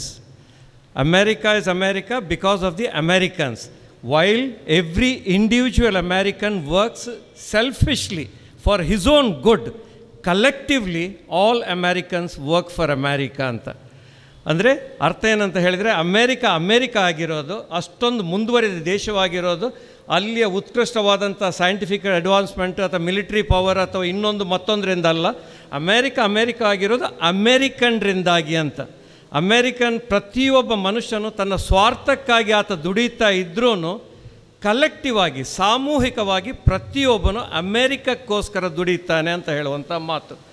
ಇದು ಅರ್ಥವಾಗಬೇಕಿದ್ರೆ ನಾವು ಇನ್ನೊಬ್ಬರ ಮಹನೀಯರ ಮಾತುಗಳಬೇಕು sir. ನಮ್ಮದೇ APJ Abdul ಕಲಾಂರವರು ಹೈದರಾಬಾದ್ನ ಒಂದು ಘಟಿಕೋತ್ಸವದಲ್ಲಿ ಇವರು president ಆಗುವ ಮುಂಚೆ ಅವರು ಮಾತಾಡುವಾಗ ಯಾವಾಗಲೂ ಮಾತಾಡೋದು ಕಡಿಮೆ, ಪ್ರಶ್ನೋತ್ತರಗಳಿಗೆ ವಿದ್ಯಾರ್ಥಿಗಳಿಗೆ ಆಹ್ವಾನ ಕೊಡುವವರು. ಅಲ್ಲಿ ಒಬ್ಬ ವಿದ್ಯಾರ್ಥಿ ಎದ್ದು ನಿಂತು ಕೇಳ್ತಾನೆ, sir according to you what is the single most important factor for a country to be an advanced nation ಅಂತ. ಸಿಂಗಲ್ ಮೋಸ್ಟ್ ಇಂಪಾರ್ಟೆಂಟ್ ಫ್ಯಾಕ್ಟರ್, ಒಂದು ದೇಶ ಅಥವಾ ಒಂದು ಪ್ರದೇಶ ಅಥವಾ ಒಂದು ಸಮುದಾಯ ಅತ್ಯಂತ ಮುಂದುವರಿದ ಸಮುದಾಯ ಆಗಬೇಕಿದ್ರೆ ಅದಕ್ಕೆ ಬೇಕಾಗಿರುವಂಥ ಒಂದೇ ಒಂದು ಅಂಶ ಅಂತ ಹೇಳಿದರೆ ಯಾವುದು ಅಂತ. ಹಾಗೆ ಎಲ್ಲರೂ ಭಾವಿಸಿದ್ರು, ಬಹುಶಃ ವಿದ್ಯಾಭ್ಯಾಸ ಇರ್ಬೋದು, ಅಥವಾ ನಿರುದ್ಯೋಗ ನಿರ್ಮೂಲನೆ, ಅಥವಾ ಬಡತನ ನಿರ್ಮೂಲನೆ, ಅಥವಾ ಭ್ರಷ್ಟಾಚಾರ ನಿರ್ಮೂಲನೆ, ಅಥವಾ ಸೈಂಟಿಫಿಕ್ ಅಡ್ವಾನ್ಸ್ಮೆಂಟ್. ಯಾಕಂದರೆ ಅವರು ಸೈಂಟಿಸ್ಟ್ ಆಗಿದ್ದರು. ಇದನ್ನೆಲ್ಲ ಹೇಳ್ತಾರೆ ಅಂದ್ಕೊಂಡ್ರು. ಅವರು ಅದನ್ನೆಲ್ಲ ಹೇಳಿದರು, ನಾನು ಇದನ್ನೆಲ್ಲ ಹೇಳ್ತೇನೆ ಅಂತ ನೀವು ಭಾವಿಸಿದರೆ ನೀವು ಸರಿ. ಯಾಕಂತ ಹೇಳಿದರೆ ಇವುಗಳೆಲ್ಲ ಇಂಪಾರ್ಟೆಂಟ್. ಆದರೆ ನೀವು ನನ್ನಲ್ಲಿ ಕೇಳಿದರೆ ಒಂದು ಪ್ರದೇಶ ಅಭಿವೃದ್ಧಿ ಆಗಬೇಕಿದ್ರೆ ಒಂದು ದೇಶ ಒಂದೇ ಒಂದು ಅಂಶ ಯಾವುದು ಅಂತ ಕೇಳಿದ್ರಿ. ಆ ಒಂದು ಅಂಶ ಯಾವುದು ಅಂತ ಹೇಳಿದರೆ ಆ ದೇಶದ ಪ್ರತಿಯೊಬ್ಬ ಪ್ರಜೆಗೂ ಆ ದೇಶದ ಬಗ್ಗೆ ಒಂದು ಅದಮ್ಯವಾದಂತಹ, ಒಂದು ಅತಿಯಾದಂತಹ ಅಭಿಮಾನ ಇರೋದು. ಯಾವಾಗ ಆ ದೇಶದ ಜನರಲ್ಲಿ ಆ ಅಭಿಮಾನ ಹುಟ್ಕೊಳ್ತದೆ ಆವಾಗ ಆ ದೇಶ ಮುಂದುವರಿತದೆ ಅಂತಲೇ ಲೆಕ್ಕ ಅಂತ. ಈ ಎರಡನ್ನು ತಾಳೆ ಹಾಕಿದಾಗ ತಮ್ಗೆ ಗೊತ್ತಾಗ್ತದೆ. ಬರಾಕ್ ಒಬಾಮ ಹೇಳಿದ್ದೇನು, ಆ ದೇಶ ಇವತ್ತು ನಮಗೆ ಅಲ್ಲಿ ಹೋದರೆ ಗೊತ್ತಾಗ್ತದೆ, every American is proud American. ಅದೇ ನಮ್ಮ ದೇಶದ ಬಗ್ಗೆ ನಾವು ಹೇಳುವಂಗಿಲ್ಲ. ನಾವು ಸ್ವಾತಂತ್ರ್ಯ ದಿವಸ ಮಾತಾಡ್ತೇವೆ, ಅಭಿಮಾನ ಅಂತೆಲ್ಲ ಹೇಳ್ಕೊಳ್ತೇವೆ. ಆದರೆ ಆತ್ಮಾವಲೋಕನ ಮಾಡಿದಾಗ ನಮ್ಗೆ ಗೊತ್ತಾಗ್ತದೆ ಆ ಅಭಿಮಾನ ನಮ್ಮಲ್ಲಿ ಇಲ್ಲ ಅಂತ. ಯಾತಕ್ಕೆ ಇಲ್ಲ ಅಭಿಮಾನ? ಯಾತಕ್ಕೆ ಅಂತ ಹೇಳಿದರೆ ಆ ಅಭಿಮಾನ ಪಟ್ಟುಕೊಳ್ಳುವಂತಹ ಕೆಲಸವನ್ನು ನಮ್ಮ ದೇಶ ಇನ್ನೂ ಮಾಡಲಿಲ್ಲ. ಬಹಳ ಹಿಂದಿನ ಕಾಲದಲ್ಲಿ ನಡೆದಂಥ ಘಟನೆಗಳನ್ನೇ ಮೆಲುಕು ಹಾಕ್ತಾ ಇವತ್ತು ಒಂದು ಸೈಂಟಿಫಿಕ್ ವಿಚಾರ ನಾವು ನೋಡಿದರೆ ನಾವು ಏನು ಹೇಳ್ತೇವೆ, ಝೀರೋ ಇನ್ವೆಂಟ್ ಮಾಡಿದರು ಅಂತ ಹೇಳೋದ್ರಲ್ಲಿ ನಿಂತಿದ್ದೇವೆ. ಇವತ್ತಿನ ದಿನದವರೆಗೂ ಒಂದು ದೊಡ್ಡ ಸೈಂಟಿಫಿಕ್ ಇನ್ವೆನ್ಷನ್ ಅಂತ ನಮ್ಮ ದೇಶದಲ್ಲಿ ಆಗಲಿಲ್ಲ. ಯಾವುದೇ ಒಂದು ದೊಡ್ಡ ಸಾಧನೆ ಆಗಲಿಲ್ಲ. ಒಲಿಂಪಿಕ್ಸಲ್ಲಿ ನಾವು ಒಂದು ಸಾಧನೆ ಮಾಡೋದಿಲ್ಲ, ಆ ಅಭಿಮಾನ ಹುಟ್ಕೊಳ್ಳೋದಿಲ್ಲ. ನನ್ನ ಈ ಮಾತನ್ನು ಇಲ್ಲಿಂದ ಯಾಕೆ ಶುರು ಮಾಡ್ತಾ ಇದ್ದೇನೆ ಅಂತ ಹೇಳಿದರೆ, ಪ್ರತಿಯೊಂದು ಸಮುದಾಯಕ್ಕೂ ತನ್ನ ಸಮುದಾಯವನ್ನು ಅಭಿವೃದ್ಧಿಯ ಪಥದಲ್ಲಿ ತಗೊಂಡು ಹೋಗುವಂತಹ ಒಂದು ಕರ್ತವ್ಯ ಇರ್ತದೆ. ಇದನ್ನು ನಾವು ಯಾವ ರೀತಿ ಮಾಡಬೇಕಂತ ಹೇಳಿದರೆ, ಒಂದು ಕಡೆಯಲ್ಲಿ ನಾವು ಅಭಿವೃದ್ಧಿಯ ಕಡೆಗೆ ಹೋದರೆ ಇನ್ನೊಂದು ಕಡೆಯಲ್ಲಿ ನಮ್ಮ ಸಹ ಸಮುದಾಯಗಳಿಗೆ ತೊಂದರೆ ಆಗದ ರೀತಿಯಲ್ಲಿ ನಾವು ಇದನ್ನು ಮಾಡಬೇಕು. ಮಾತ್ರವಲ್ಲ, ನಮ್ಮ ಸಹ ಸಮುದಾಯವನ್ನು ಸೇರಿಸ್ಕೊಂಡು ಹೋಗುವಂತಹ ಈ ದೇಶದ ಉದ್ಧಾರವಾಗಬೇಕು ಅನ್ನುವಂತಹ ಒಂದು ಘನ ಉದ್ದೇಶವನ್ನು ಇಟ್ಕೊಂಡು ಮಾಡಬೇಕೇ ವಿನ ನಾವು ಮಾತ್ರ ಮುಂದೆ ಹೋಗಬೇಕು ಅನ್ನೋ ಉದ್ದೇಶದಿಂದ ಮಾಡುವಂಥದ್ದಲ್ಲ ಇದು. ಹಾಗಾದರೆ ಇದನ್ನು ನಾವು ಹೇಗೆ ಮಾಡ್ಬೋದು ಅಂತ ನಾನು ಕೇಳಿಕೊಂಡ್ರೆ, ಇಲ್ಲಿ ನಾವು ನಮ್ಮ ಸಮುದಾಯದ ಮೇಲೆ, ನಮ್ಮ ಸಮುದಾಯದ ಅಭಿವೃದ್ಧಿ ನಮ್ಮ ಆದ್ಯ ಕರ್ತವ್ಯ ಅಂತ ನಾವು ತಿಳ್ಕೊಂಡ್ರೆ, ನಾವು ಮಾಡಬೇಕಾದ್ರೆ ಅಲ್ಲಿ ಒಂದು ಅಭಿಮಾನ ಹುಟ್ಟಿಸುವಂಥ ಕೆಲಸ. ಅಲ್ಲಿ ಅಭಿಮಾನ ಹುಟ್ಟಬೇಕಿದ್ರೆ ಅಲ್ಲಿ ಏನಾದರೂ ಒಂದಷ್ಟು ಸಾಧನೆಗಳು ಆಗಬೇಕು. ಸಾಧನೆಗಳಾದಾಗ ಅಭಿಮಾನ ಹುಟ್ಕೊಳ್ತದೆ, ಅಭಿಮಾನ ಹುಟ್ಕೊಳ್ತಾ ಅಭಿವೃದ್ಧಿ ಆಗ್ತದೆ. ಇದೊಂಥರ ಮೊಟ್ಟೆ ಮೊದಲ ಕೋಳಿ ಮೊದಲ ಅನ್ನೋ ರೀತಿ, ಸಾಧನೆ ಮೊದಲ ಅಭಿಮಾನ ಮೊದಲ ಅಂತ. ಇದು ಜೊತೆಯಾಗಿ ಆಗಬೇಕಿದ್ರೆ ಇದಕ್ಕಾಗಿ ಮಾಡಬೇಕಾಗಿರುವಂಥ ಕೆಲವು ಕೆಲಸಗಳಿರ್ತದೆ. ನಾವು ಸಾಧನೆಗಳನ್ನು ಮಾಡಬೇಕಿದ್ರೆ ನಮ್ಮಲ್ಲಿ ಅಭಿಮಾನ ಇರಬೇಕು. APJ ಅಬ್ದುಲ್ ಕಲಾಂರವರು ಹೇಳಿದ ಹಾಗೆ ಈ ಅಭಿಮಾನ ಹುಟ್ಕೊಳ್ಬೇಕಿದ್ರೆ ಸಾಧನೆ ಮಾಡಬೇಕು. ಯಾವುದು ಮುಂಚೆ ಮಾಡಬೇಕು ಅಂತ. ಇದಕ್ಕೆ ತೊಡಕ ಎಲ್ಲಿ ಬರ್ತದೆ ಅಂತ ಹೇಳಿದರೆ, ಯಾವಾಗ ಒಂದು ಸಮುದಾಯವು ಸಹಕಾರಾತ್ಮಕವಾಗಿ, ಸಕಾರಾತ್ಮಕವಾಗಿ ಮತ್ತು ಒಂದು ಒಳ್ಳೆಯ ರೀತಿಯಲ್ಲಿ ಸೌಹಾರ್ದಯುತ ವಾತಾವರಣದಲ್ಲಿ ಒಂದು ಸಂಘಟನಾತ್ಮಕ ಸ್ಪಿರಿಟನ್ನು ಬೆಳೆಸ್ಕೊಳ್ತದೋ ಅಲ್ಲಿ ಅಭಿವೃದ್ಧಿ ಆಗ್ತದೆ ಅಂತ ನಾವೆಲ್ಲರೂ ಓದಿ ಕಲ್ತ್ಕೊಂಡಂತಹ ಒಂದು ವಿಚಾರಗಳು ಸರ್. ಯಾವಾಗ ಒಂದು ಸಮುದಾಯದಲ್ಲಿ ಪರಸ್ಪರರನ್ನು ನೋಡಿಕೊಂಡು, ಗೌರವದಿಂದ ನೋಡಿಕೊಂಡು, ಸಹಕಾರಯುತವಾದಂತಹ ಒಂದು ನೆಲೆಯಲ್ಲಿ, ಒಂದು ವಾತಾವರಣದಲ್ಲಿ ನಾವು ಬೆಳೆದಾಗ ಅಲ್ಲಿ ಅಭಿವೃದ್ಧಿ ಆಗ್ತದಂತ. ಅಲ್ಲಿ ಅಭಿವೃದ್ಧಿ ಆಗುವಾಗ ಅಲ್ಲಿ ನಾನು ಹೇಳಿದೆ ಮತ್ತೆ ಅಭಿಮಾನ ಹುಟ್ಕೊಳ್ತದೆ, ಮತ್ತೆ ಅಭಿವೃದ್ಧಿ ಆಗ್ತದೆ. ಒಂದು ಸರಣಿ ಸಂಕಲನ, ಚೈನ್ ರಿಯಾಕ್ಷನ್ ಆಗ್ತಾ ಹೋಗ್ತದೆ. ಎಲ್ಲಿಂದ ನಾವು ಶುರು ಮಾಡಬೇಕು ಇದನ್ನು? ನಾವು ಶುರು ಮಾಡಬೇಕಿದ್ರೆ ಅಭಿಮಾನ ನಮ್ಮಲ್ಲಿ ಒಂದು ಸಹಕಾರಾತ್ಮಕವಾದ, ಪ್ರೀತಿಪೂರ್ವಕವಾದ ಒಂದು ಸಂಘಟನೆ ಇರಬೇಕು. ಆ ಸಂಘಟನೆ ಇರಬೇಕಿದ್ರೆ ನಮಗೊಂದು ಗುರುತು ಇರಬೇಕು. ಆ ಗುರುತಿನ ಹಿಂದೆ ಇರೋದು ಭಾಷೆ ಸರ್. ಯಾವುದೇ ಒಂದು ಗುರುತು ನೀವು ನೋಡಿದರೆ, ಒಂದು ಗುರುತಿನ ಅಡಿಯಲ್ಲಿ ಜನರಿಗೆ ಸಂಘಟಿತರಾಗೋದು ಬಹಳ. ಸಂಘಟಿತರು ಅಂತ ಹೇಳಿದರೆ ನಾನು ಹೇಳೋದು ಇದನ್ನು ಒಕ್ಕೂಟ ಕಟ್ಕೊಳ್ಳೋದು ಅಥವಾ ಒಂದು ಹೋರಾಟ ಮಾಡೋದು ಅಂತಹ ಸಂಘಟನೆ ಅಲ್ಲ ನಾನು ಹೇಳೋದು.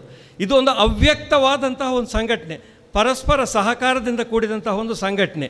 ಇದಾಗಬೇಕಿದ್ರೆ ಇಲ್ಲಿ ಒಂದು ಗುರುತು ನಮಗೆ ಇರಬೇಕು. ಗುರುತಿಗೆ ಬೇರೆ ಬೇರೆ ವಿಧಾನಗಳಿವೆ ಸರ್. ಗುರುತು ಒಂದು ಪ್ರದೇಶದ ಆಧಾರಿತ ಮೇಲಿನ ಗುರುತಾಗಿರ್ಬೋದು, ಅಥವಾ ನಮ್ಮ ದೈಹಿಕ ಲಕ್ಷಣಗಳ ಮೇಲೆ ಇರುವಂಥ ಒಂದು ಗುರುತಾಗಿರ್ಬೋದು. ನಾನು ಬಿಳಿಯ, ನಾನು ಕರಿಯ, ನಾನು ಮಂಗೋಲಿಯನ್ ಅಂತಹ ಒಂದು ಗುರುತಾಗಿರ್ಬೋದು. ಅಥವಾ ನಮ್ಮ ಧರ್ಮಾಧಾರಿತ, ಜಾತ್ಯಾಧಾರಿತ ಗುರುತಾಗಿರ್ಬೋದು, ಪ್ರದೇಶಾಧಾರಿತ ಗುರುತಾಗಿರ್ಬೋದು, ಅಥವಾ ಭಾಷಾಧಾರಿತ ಗುರುತಾಗಿರ್ಬೋದು. ಪ್ರತಿಯೊಬ್ಬನು ಈ ಸಂಘಟಿತನಾಗಬೇಕು, ನಾವು ಮುಂದೆ ಹೋಗಬೇಕು, ದೇಶದ ಜೊತೆ ನಾವು ಪಥದಲ್ಲಿ ಕಾಲು ಹಾಕಬೇಕು ಅಂತ ತಿಳಿದವನು ತಿಳ್ಕೊಳ್ಬೇಕು ನಮಗೆ ಯಾವ ಗುರುತು ಮುಖ್ಯ. ಗುರುತನ್ನು ನಾವು ಹಿಡಿಯುವಾಗ ಯಾವಾಗಲೂ ಹೇಗೆ ಹಿಡಿಬೇಕು ಅಂತ ಹೇಳಿದರೆ, ಅತ್ಯಂತ ಚಿಕ್ಕ ಒಂದು ಸಮುದಾಯದ ಗುರುತು ಏನು ಅಂತ ತಿಳ್ಕೊಂಡು ನಾವು ಸಂಘಟಿತರಾದರೆ ಬಹಳ ಬೇಗ ಸಂಘಟಿತರಾಗಲಿಕ್ಕೆ ಆಗ್ತದೆ. ನಾವೊಂದು ಬ್ಯಾರಿ ಸಮುದಾಯದವನ್ನು ತಗೊಂಡ್ರೆ ಸರ್, ನಮಗೆ ಭಾರತೀಯರು ಅನ್ನೋ ಒಂದು ಗುರುತಿದೆ. ನಾವು ಈ ಗುರುತಿನ ಅಡಿಯಲ್ಲಿ ಸಂಘಟಿತರಾಗಬೇಕಿದ್ರೆ ಸುಮಾರು 120 ಕೋಟಿ ಜನರನ್ನು ಸೇರಿಸ್ಕೊಂಡು ನಾವು ಸಂಘಟಿತರಾಗಬೇಕಾಗ್ತದೆ. ಅಥವಾ ನಾವು ಇಸ್ಲಾಂ ಧರ್ಮದಲ್ಲಿ ಸಂಘಟಿತರಾಗೋಣ ಅಂತ ಹೇಳಿದರೆ ಅಲ್ಲಿ ಒಂದು 250 ಕೋಟಿ ಜನರಿದ್ದಾರೆ ಅಲ್ಲಿ. ಅಥವಾ ಯಾವುದೇ ಒಂದು ನಮಗೆ ಬಹಳ ಸುಲಭವಾಗಿರೋದು ನಮ್ಮ ಭಾಷೆಯ ಮೇಲೆ ಆಧಾರಿತವಾಗಿಟ್ಟುಕೊಂಡು ನಾವೊಂದು ನಮ್ಮ ಪರಸ್ಪರ ಗುರುತೇ ಇರೋದು. ನೀವು ನೋಡಿ, ನಾವು ಬ್ಯಾರಿಗಳು ಅಂತ ಹೇಳ್ತೇವೆ. ನಮ್ಮ ಉಡುಗೆ ತೊಡುಗೆಯಲ್ಲಿ ಏನಾದರೂ ಬದಲಾವಣೆ ಇದೆಯಾ? ನಮ್ಮ ಆಚಾರ ವಿಚಾರಗಳಲ್ಲಿ ಬದಲಾವಣೆ ಇದೆಯಾ? ನಮ್ಮ ಸಂಸ್ಕೃತಿಯಲ್ಲಿ, ನಾವು ಈ ನೆಲದಲ್ಲಿ ಹುಟ್ಟಿದವರು, ಈ ನೆಲದ ಸಂಸ್ಕೃತಿಯೇ ನಮ್ಮ ಸಂಸ್ಕೃತಿ ಅಲ್ವಾ? ನಮ್ಮಲ್ಲಿ ಏನಾದರೂ ಒಂದು ಬೇರೆ ಅಂತ ಇದ್ದರೆ ಅದು ನಮ್ಮ ಭಾಷೆ ಮಾತ್ರ. ಯಾವಾಗ ನಾವು ಈ ಭಾಷೆಯನ್ನು ಹಿಡ್ಕೊಂಡು ಮುಂದುವರಿತೇವೆ, ಅಲ್ಲಿ ನಮ್ಮಲ್ಲಿ ಒಂದು ಸಂಘಟನಾತ್ಮಕವಾದಂತಹ ಒಂದು ಶಕ್ತಿ ಹುಟ್ಕೊಳ್ತದೆ, ಅದರ ಮೂಲಕ ಅಭಿವೃದ್ಧಿ ಆಗ್ತದೆ ಅಂತ. ಆದ್ದರಿಂದಾಗಿ ಭಾಷೆ ಬಹಳ ಮುಖ್ಯವಾಗ್ತದೆ ಪ್ರತಿಯೊಂದು ಕಡೆಯಲ್ಲಿ.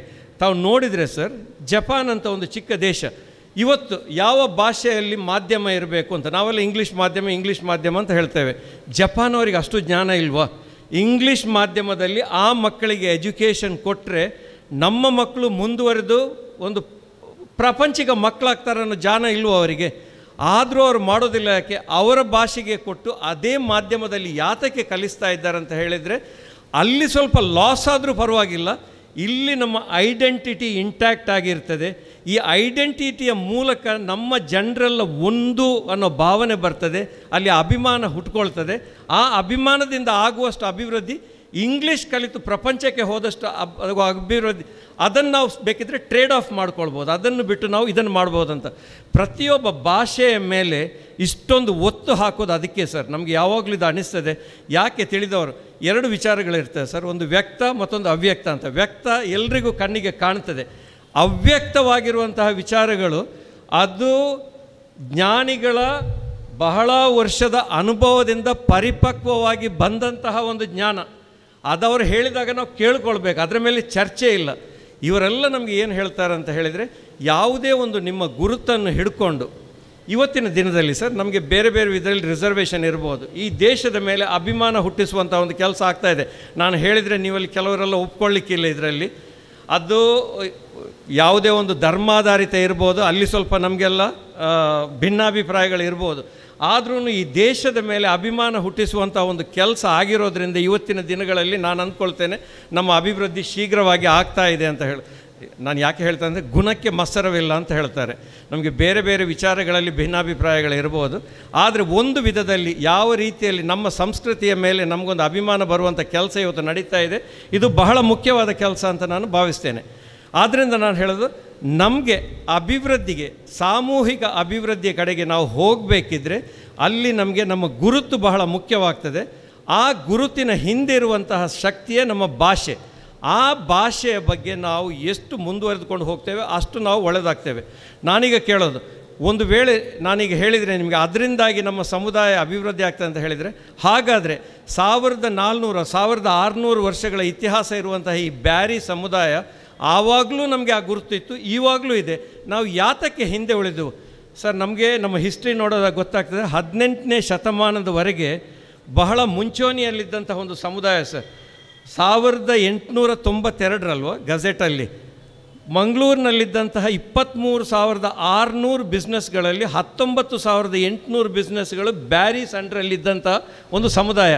ಆಮೇಲೆ ಈ ಸಮುದಾಯ ಯಾಕೆ ಹಿಂದಕ್ಕೆ ಹೋಯಿತು ಅಂತ ನಾವು ನೋಡ್ಕೊಳ್ತಾ ಬಂದರೆ ನಮಗೆ ಇನ್ನೊಂದು ವಿಚಾರ ಮನದಟ್ಟಾಗ್ತದೆ. ಯಾಕೆ ನಾವು ಒಂದು ಗುರುತಿನ ಅಡಿಯಲ್ಲಿ ಸಂಘಟಿತರಾಗ್ತೇವೆ, ಅಲ್ಲಿ ಯಶಸ್ಸಿನ ಮೇಲೆ ಯಶಸ್ವಿ ಬಂದರೆ ಅಭಿಮಾನ ಹುಟ್ಕೊಳ್ತದೆ. ಬದಲಿಗೆ ಅಲ್ಲಿ ನಮಗೆ ಅಸಫಲತೆ ಮೇಲೆ ಅಸಫಲತೆ, ಫೇಲ್ಯೂರ್ ಮೇಲೆ ಫೇಲ್ಯೂರ್ ಬಂದರೆ ಅಲ್ಲಿ ಕೀಳರಿಮೆಯು ಹುಟ್ಕೊಳ್ತದೆ ಆ ಸಂಘಟಿತರಲ್ಲಿ. ನಮ್ಮಲ್ಲಿ ಬಹುಶಃ ಆದದ್ದಿದೆ. ಯಾಕಂತ ಹೇಳಿದರೆ, ಆ ಕಾಲದಲ್ಲಿ ನಾವೆಲ್ಲ ಬಿಸ್ನೆಸ್ ಮಾಡ್ತಾ ಇದ್ದವರು, ನಾವೆಲ್ಲ ನಮ್ಮ ಚಿಕ್ಕ ಪುಟ್ಟ ಬಿಸ್ನೆಸ್ಗಳಿಗೆ ಅಂಟಿಕೊಂಡು ಮಾವಿನ ಹಣ್ಣು ಮಾರೋದು, ಮೀನಾಟ ಮಾರಾಟ ಮಾರೋದು, ಅಲ್ಲೇ ಇದ್ಕೊಂಡು ವಿದ್ಯೆ ಕಡೆ ಬಹುಶಃ ನಾವು ಗಮನ ಕೊಡಲಿಲ್ಲ. ಬೇರೆ ಸಮುದಾಯದವರಿಗೆ ಆ ಬಿಸ್ನೆಸ್ಸಿನ ಒಂದು ಎಸ್ಕೇಪ್ ರೂಟ್ ಇರಲಿಲ್ಲ. ಅವರು ವಿದ್ಯೆ ಕಡೆ ಹೋದರು. ಮುಂದೆ ಅವರು ಉದ್ಯೋಗ ಸ್ಟಾರ್ಟ್ ಮಾಡುವಾಗ ದೊಡ್ಡ ಮಟ್ಟದಲ್ಲಿ ಸ್ಟಾರ್ಟ್ ಮಾಡಿದರು. ಆ ಕಾಲದಲ್ಲಿ ನಮ್ಮನ್ನೆಲ್ಲರೂ ಇಂಬೆ ಬ್ಯಾರಿ ಕಾರ್ ಬಿಡೋಡ ಬ್ಯಾರಿನ್ ಲೆಪ್ಪುಲ, ಮರ ಮಿತಾರೋಡ ಬ್ಯಾರಿನ್ ಲೆಪ್ಪುಲ ಅಂತ ಹೇಳಿ ನಮಗೊಂದು ಕೀಳರಿಮೆ ಬಂದಿರಬಹುದು. 1987 ನಾವು ಬೆಂಗಳೂರಿನಲ್ಲಿ ಬ್ಯಾರೀಸ್ ವೆಲ್ಫೇರ್ ಅಸೋಸಿಯೇಷನ್ ಅಂತ ಮಾಡುವಾಗ ಬ್ಯಾರಿ ಅನ್ನೋ ಈ ಒಂದು ಪದ ಮಾರಲಿಕ್ಕೆ ನಮಗೆ ಬಹಳ ಟೈಮ್ ಹಿಡಿದಿತ್ತು ಸರ್. ಇದೊಂದು ಅಸಂಗತ ಪದ, repugnant word, because nobody wanted to accept it. And slowly ಅದು ಬಂದು 10 ವರ್ಷ ಅದೊಂದು ಲೋಕಲಲ್ಲಿ ಒಂದು ಅಸೋಸಿಯೇಷನ್ ಆಗಿ 1997 ನಾವು ವಿಶ್ವ ಬ್ಯಾರಿ ಸಮ್ಮೇಳನ ಅಂತ ಮಾಡಿದಾಗ ನಮಗೆ ಈ 3 ಗ್ರಂಥಗಳು ಸಿಕ್ಕಿದ್ದು. ನಮಗಿದು ಅರ್ಥ ಆಗೋದಿಲ್ಲ. ಈ ಗ್ರಂಥಗಳನ್ನು ಏನೋ ಬರೆದು ಹೋಗಿದ್ದಾರೆ, ಎಲ್ಲೋ ಲೈಬ್ರರಿಯಲ್ಲಿ ಕೊಳಿತಾ ಇದೆ ಅಂತ ನಾವು ತಿಳ್ಕೊಳ್ತೇವೆ ಸರ್. ಇದರಿಂದ ಸ್ವಲ್ಪ ಆದರೂ ನಮಗೆ ಜ್ಞಾನ ಸಿಕ್ಕಿದ್ದಿದ್ರೆ ಇವತ್ತಿನ ದಿನದಲ್ಲಿ ಬ್ಯಾರಿ ಸಮುದಾಯ ಅಭಿವೃದ್ಧಿಯ ಪಥದಲ್ಲಿ ಏನು ಆಂದೋಲನ ಮಾಡ್ತಾ ಇದೆ, ನಾನು ಅಂದ್ಕೊಳ್ತೇನೆ ಈ ಮೂವರು ಮಹನೀಯರ ಜೊತೆ ಇನ್ನೂ ನಮ್ಮ ನೂರಿ ಸಾಹೇಬ್ರಂಥವರಿದ್ದಾರೆ. ಆ ಏನು ಅಧ್ಯಯನಗಳನ್ನು ಮಾಡಿದ್ದಾರೆ ಅದಕ್ಕೆ ಬಹಳ ಮಹತ್ವವಾದ ಒಂದು ಸ್ಥಾನ ಇದೆ. ಇವರು ನಮಗೆ ಪ್ರಾತವಂದನೀಯರಾಗಬೇಕು. ಇವರಿಂದಾಗಿ ನಾವು ಸ್ವಲ್ಪ ಕಲ್ತ್ಕೊಂಡು ಮುಂದೆ ಬಂದವರು. ಆಮೇಲೆ 97ರಲ್ಲಿ ನಾವು ವಿಶ್ವ ಬ್ಯಾರಿ ಸಮ್ಮೇಳನ ಆದಾಗ ಮಂಗಳೂರಿನಿಂದ ಮೊಹಮ್ಮದ್ ಅಲಿ ಅಂತವರು, ಹುಸೇನ್ ಕಾಟಿಪಳ್ಳ, ಮೊಹಮ್ಮದ್ ಕುಲ್ಲಾ, ಇವರೆಲ್ಲ, ಬಶೀರ್ ಬೈಕಂಪಾಡಿ, ಇವರಲ್ಲಿ ನಮ್ಮ ಅದು ಖಾಲಿ ತಣ್ಣೀರ್ ಬಾವೆಲ್ಲಿದ್ದಾರೆ, ಇವರು ಮಂಗಳೂರಿಗೆ ಬಂದು ಬ್ಯಾರಿ ಸಾಂಸ್ಕೃತಿಕ ಮತ್ತು ಸಾಹಿತ್ಯ ತಂಡ ಅಂತ ಇಲ್ಲಿ ಮಾಡಿಕೊಂಡ್ರು. ಅದಕ್ಕಿಂತ ಮುಂಚೆ ನಮ್ಮ ಮಡಿಕೇರಿಯಲ್ಲಿ ಶಂಸುದ್ದೀನ್ರವರು ಆಲ್ರೆಡಿ ಒಂದು ಚಿಕ್ಕ ಮಟ್ಟದಲ್ಲಿ ಮಾಡಿಕೊಂಡಿದ್ರು. ಅದು ಅಲ್ಲಿಗೆ ಸಾಯ್ತು ಹೋಗಿತ್ತು, ಅದರ ಟೈಮ್ ಬಂದಿರಲಿಲ್ಲ.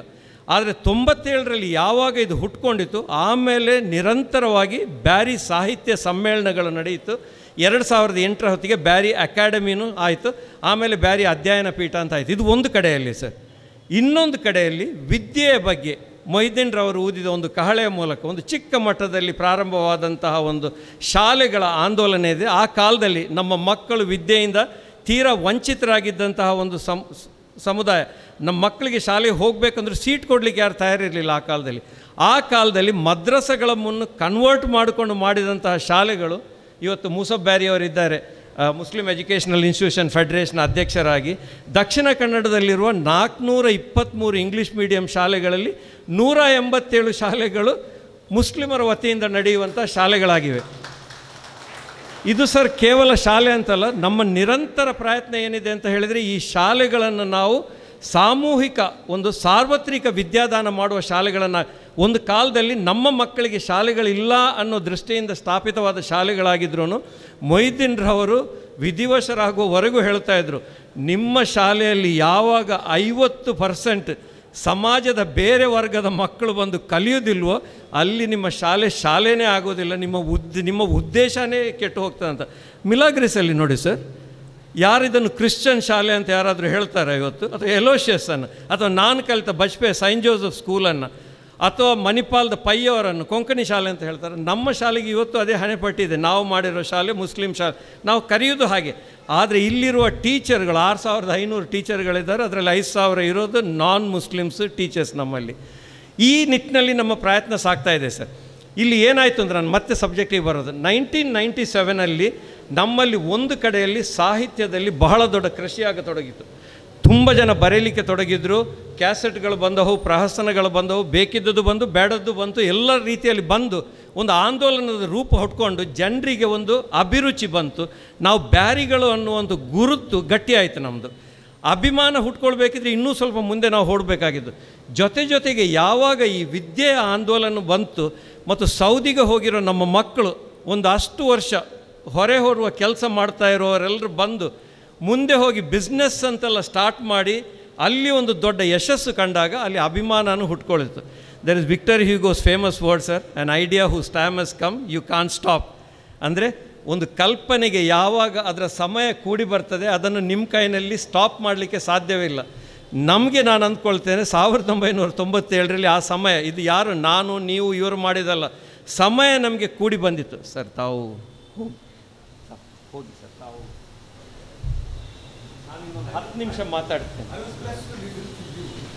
ಸ್ವಲ್ಪ ಮುಂದೆ ಹಿಂದಿಂದ ಬರೋದು ಯಾವ ರೀತಿ ನಾನು ಹೇಳಿದೆ, ಅಭಿಮಾನದಿಂದ ಅಭಿವೃದ್ಧಿ, ಅಭಿವೃದ್ಧಿಯಿಂದ ಅಭಿಮಾನ.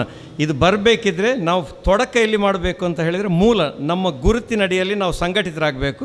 ಈ ಗುರುತಿಗಿರುವಂತಹ ಮೂಲ ನಮ್ಮ ಭಾಷೆ ಅಂತ ನಾನು ಹೇಳಿಕೊಂಡು, ಅಲ್ಲಿಂದ ನಾನು ಹೇಳಿದೆ 97ರಿಂದ ನಾವು ಯಾವ ರೀತಿ ಮುಂದೆ ನಡ್ಕೊಂಡು ಬಂದೆವು. ಒಂದು ಕಡೆಯಲ್ಲಿ ಸಾಹಿತ್ಯದ ಕೃಷಿ ಆಯಿತು, ಇತಿಹಾಸದ ಬಗ್ಗೆ ನಮಗೆ ತಿಳುವಳಿಕೆ ಗೊತ್ತಾಯಿತು. ನಾವು ನಿನ್ನೆ ಮೊನ್ನೆ ಹುಟ್ಟಿದವರಲ್ಲ. ಅಲ್ಲಿ ಬೆಂಗಳೂರಲ್ಲಿ ಬ್ಯಾರೀಸ್ ವೆಲ್ಫೇರ್ ಅಸೋಸಿಯೇಷನ್ ಆದಮೇಲೆ ಬ್ಯಾರಿ ಸಮುದಾಯ ಅಂತ ಬಂದದ್ದಲ್ಲ. ಬ್ಯಾರಿಗಳಿಗೆ ಒಂದು 1600 ವರ್ಷಗಳ ಇತಿಹಾಸವಿದೆ ಅನ್ನೋದೆಲ್ಲ ನಮ್ಗೆ ಗೊತ್ತಾಯಿತು. ಹಾಗೆ ಭಾಷೆ, ಸಾಹಿತ್ಯ, ಇತಿಹಾಸ ಒಂದು ಕಡೆ, ಇನ್ನೊಂದು ಕಡೆಯಲ್ಲಿ ವಿದ್ಯೆ ಮತ್ತು ಉದ್ಯೋಗ, ಇವುಗಳ ಕಲೆತು ಮೇಲೈಸಿದಾಗ ಅಲ್ಲಿ ಒಂದು ಅಭಿವೃದ್ಧಿಯ ಒಂದು ಚಟುವಟಿಕೆ ಹುಟ್ಕೊಳ್ತದೆ. ಅಲ್ಲಿ ಆ ಚಟುವಟಿಕೆ ಹುಟ್ಕೊಳ್ಳೋದು ಅಭಿಮಾನ ಹೆಚ್ಚುತ್ತದೆ.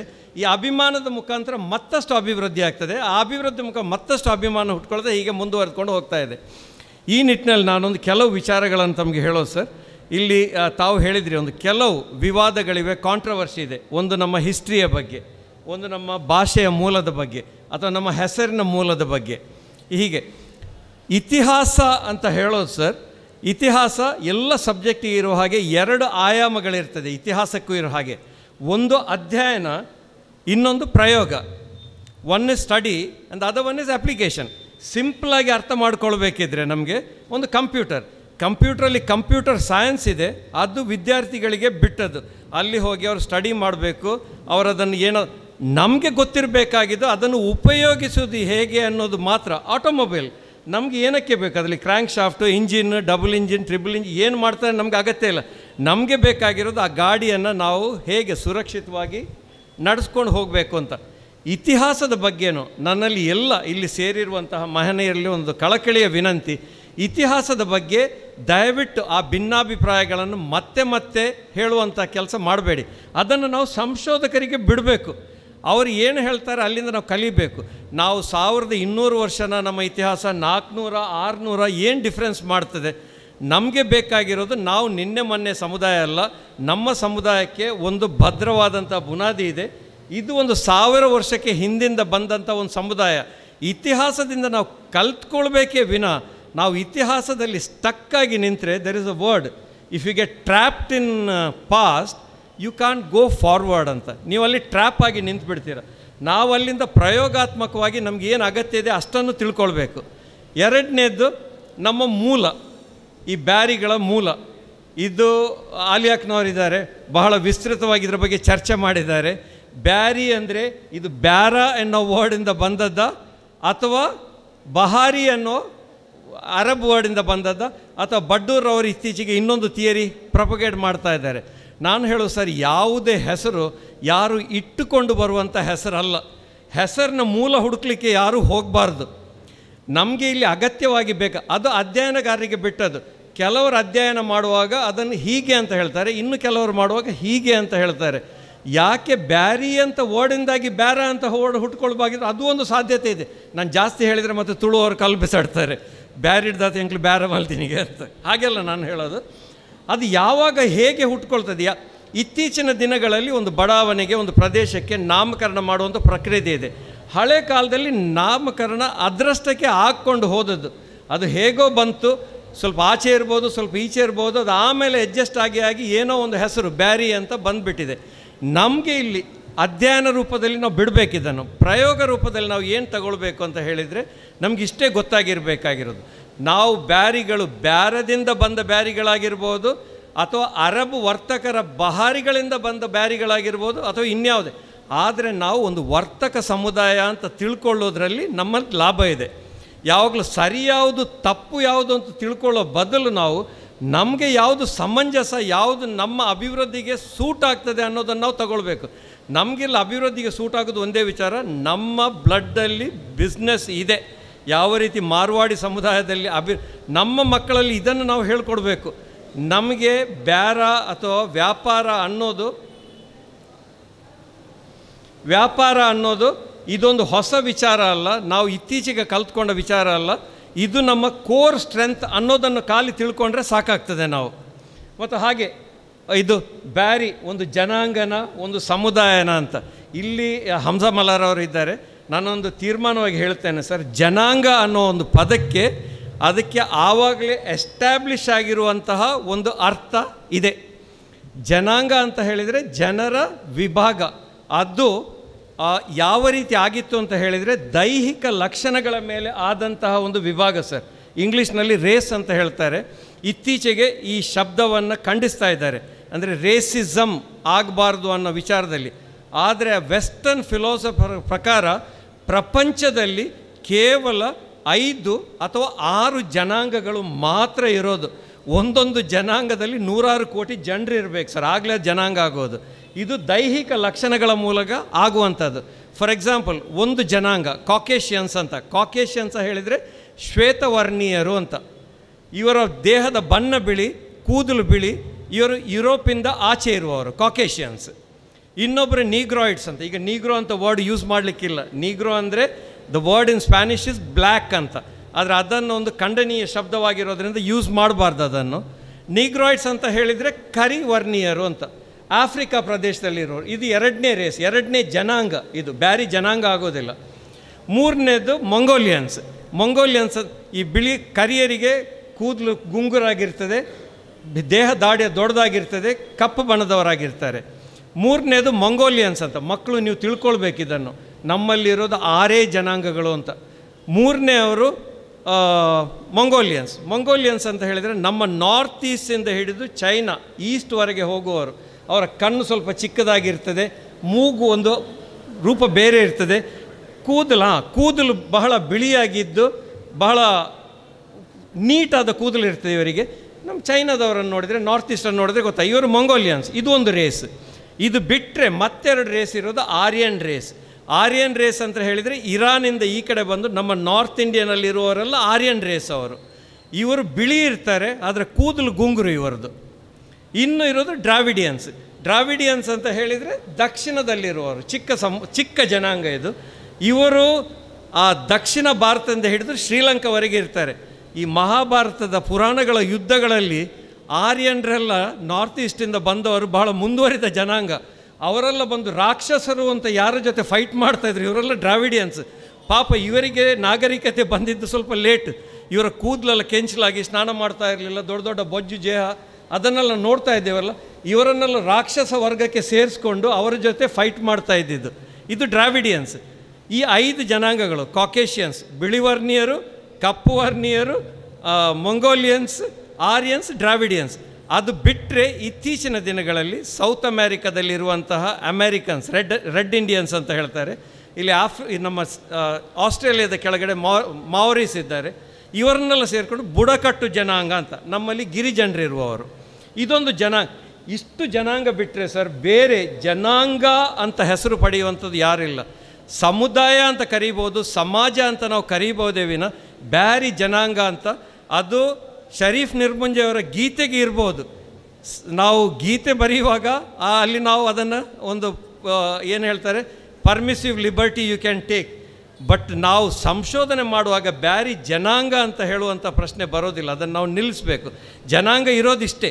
ಮತ್ತು ಇತ್ತೀಚಿನ ದಿನಗಳೇ ಆ ಜನಾಂಗ ಅನ್ನೋ ಪದಾನೂ ಯೂಸ್ ಮಾಡಬಾರ್ದು ಅಂತ ಬರ್ತದೆ. ಅಂದರೆ ರೇಸ್ ಅಂತ ಹೇಳಿದರೆ ಅದು ರೇಸಿಸಮ್ನ ತೊಡಕ. ರೇಸಿಸಮ್ ಮನುಷ್ಯರನ್ನು ಅವರ ದೈಹಿಕ ಲಕ್ಷಣಗಳ ಮೂಲಕ ವರ್ಗೀಕರಣ ಮಾಡುವಂಥ ಒಂದು ಪ್ರಯತ್ನ ಆಗಬಾರ್ದು ಅಂತ ಹೇಳಿದ್ದಾರೆ. ಈ ರೀತಿ ಬ್ಯಾರಿ ಅನ್ನೋ ವರ್ಡ್ ಎಲ್ಲಿಂದ ಬಂತು, ನಮ್ಮ ಇತಿಹಾಸ ಏನು, ನಾವೊಂದು ಜನಾಂಗನ ಅಥವಾ ನಾವೊಂದು ಸಮುದಾಯನ ಅಂತ ನಾವು ಹೇಳ್ಕೊಂಡು, ಮತ್ತು ಬ್ಯಾರಿಗಳು ಅಂತ ಹೇಳಿದರೆ ಎಲ್ಲ ಗೊತ್ತು, ಬ್ಯಾರಿ ಭಾಷೆ ಮಾತಾಡುವ ಬ್ಯಾರಿಗಳು. ನಾವು ಅದರಲ್ಲಿ ಸಹ ಭಾಷೆಯ ವಿಚಾರದಲ್ಲಿ ಹಮ್ಜಾ ಮಲಾಲ್ರವ್ರು ಒಪ್ಪುವುದಿಲ್ಲ ನನ್ನ ಜೊತೆ, ನನಗೆ ಗೊತ್ತು, ನಾನು ತಮಗೂ ಹೇಳೋದು ಸರ್. ಬ್ಯಾರಿ ಭಾಷೆ ಇದು ಬ್ಯಾರಿ ಭಾಷೆಯ, ನಕ್ ಭಾಷೆಯ, ಮಲಾಮೆ ಭಾಷೆಯ ಹನೀಫ್ರವರಿದ್ದಾರೆ.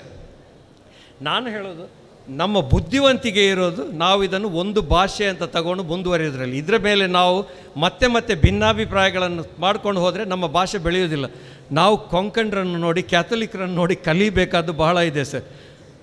ಕ್ಯಾಥಲಿಕ್ ಕೊಂಕಣಿಗೂ ಸಾರಸ್ವತರು ಆಡುವ ಕೊಂಕಣಿಗೂ ಏನಾದರೂ ಸಾಮ್ಯತೆ ಕಾಣಿಸ್ತದೆ ನಿಮಗೆ? ಬಹಳ ಹೆಚ್ಚು ಕಡಿಮೆ ಇಲ್ವಾ? ಆದರೆ ಕ್ರಿಶ್ಚಿಯನ್ ಸಮುದಾಯ ಬಹಳ ಬುದ್ಧಿವಂತರು, ನಮಗಿಂತ ಬಹಳ ಮುಂದುವರಿದ ಸಮುದಾಯ, ಭಾಳ ಹಿಂದಿಂದ ಶುರು ಮಾಡಿದ್ದಾರೆ. ಅವರೇನು ಮಾಡಿದರು, ಕಾಯ್ಟಾಗಿ ಹೋಗಿ ನಾವೆಲ್ಲರೂ ಕೊಂಕಣಿಗಳು ಅಂತ ಸೇರಿಕೊಂಡ್ರು.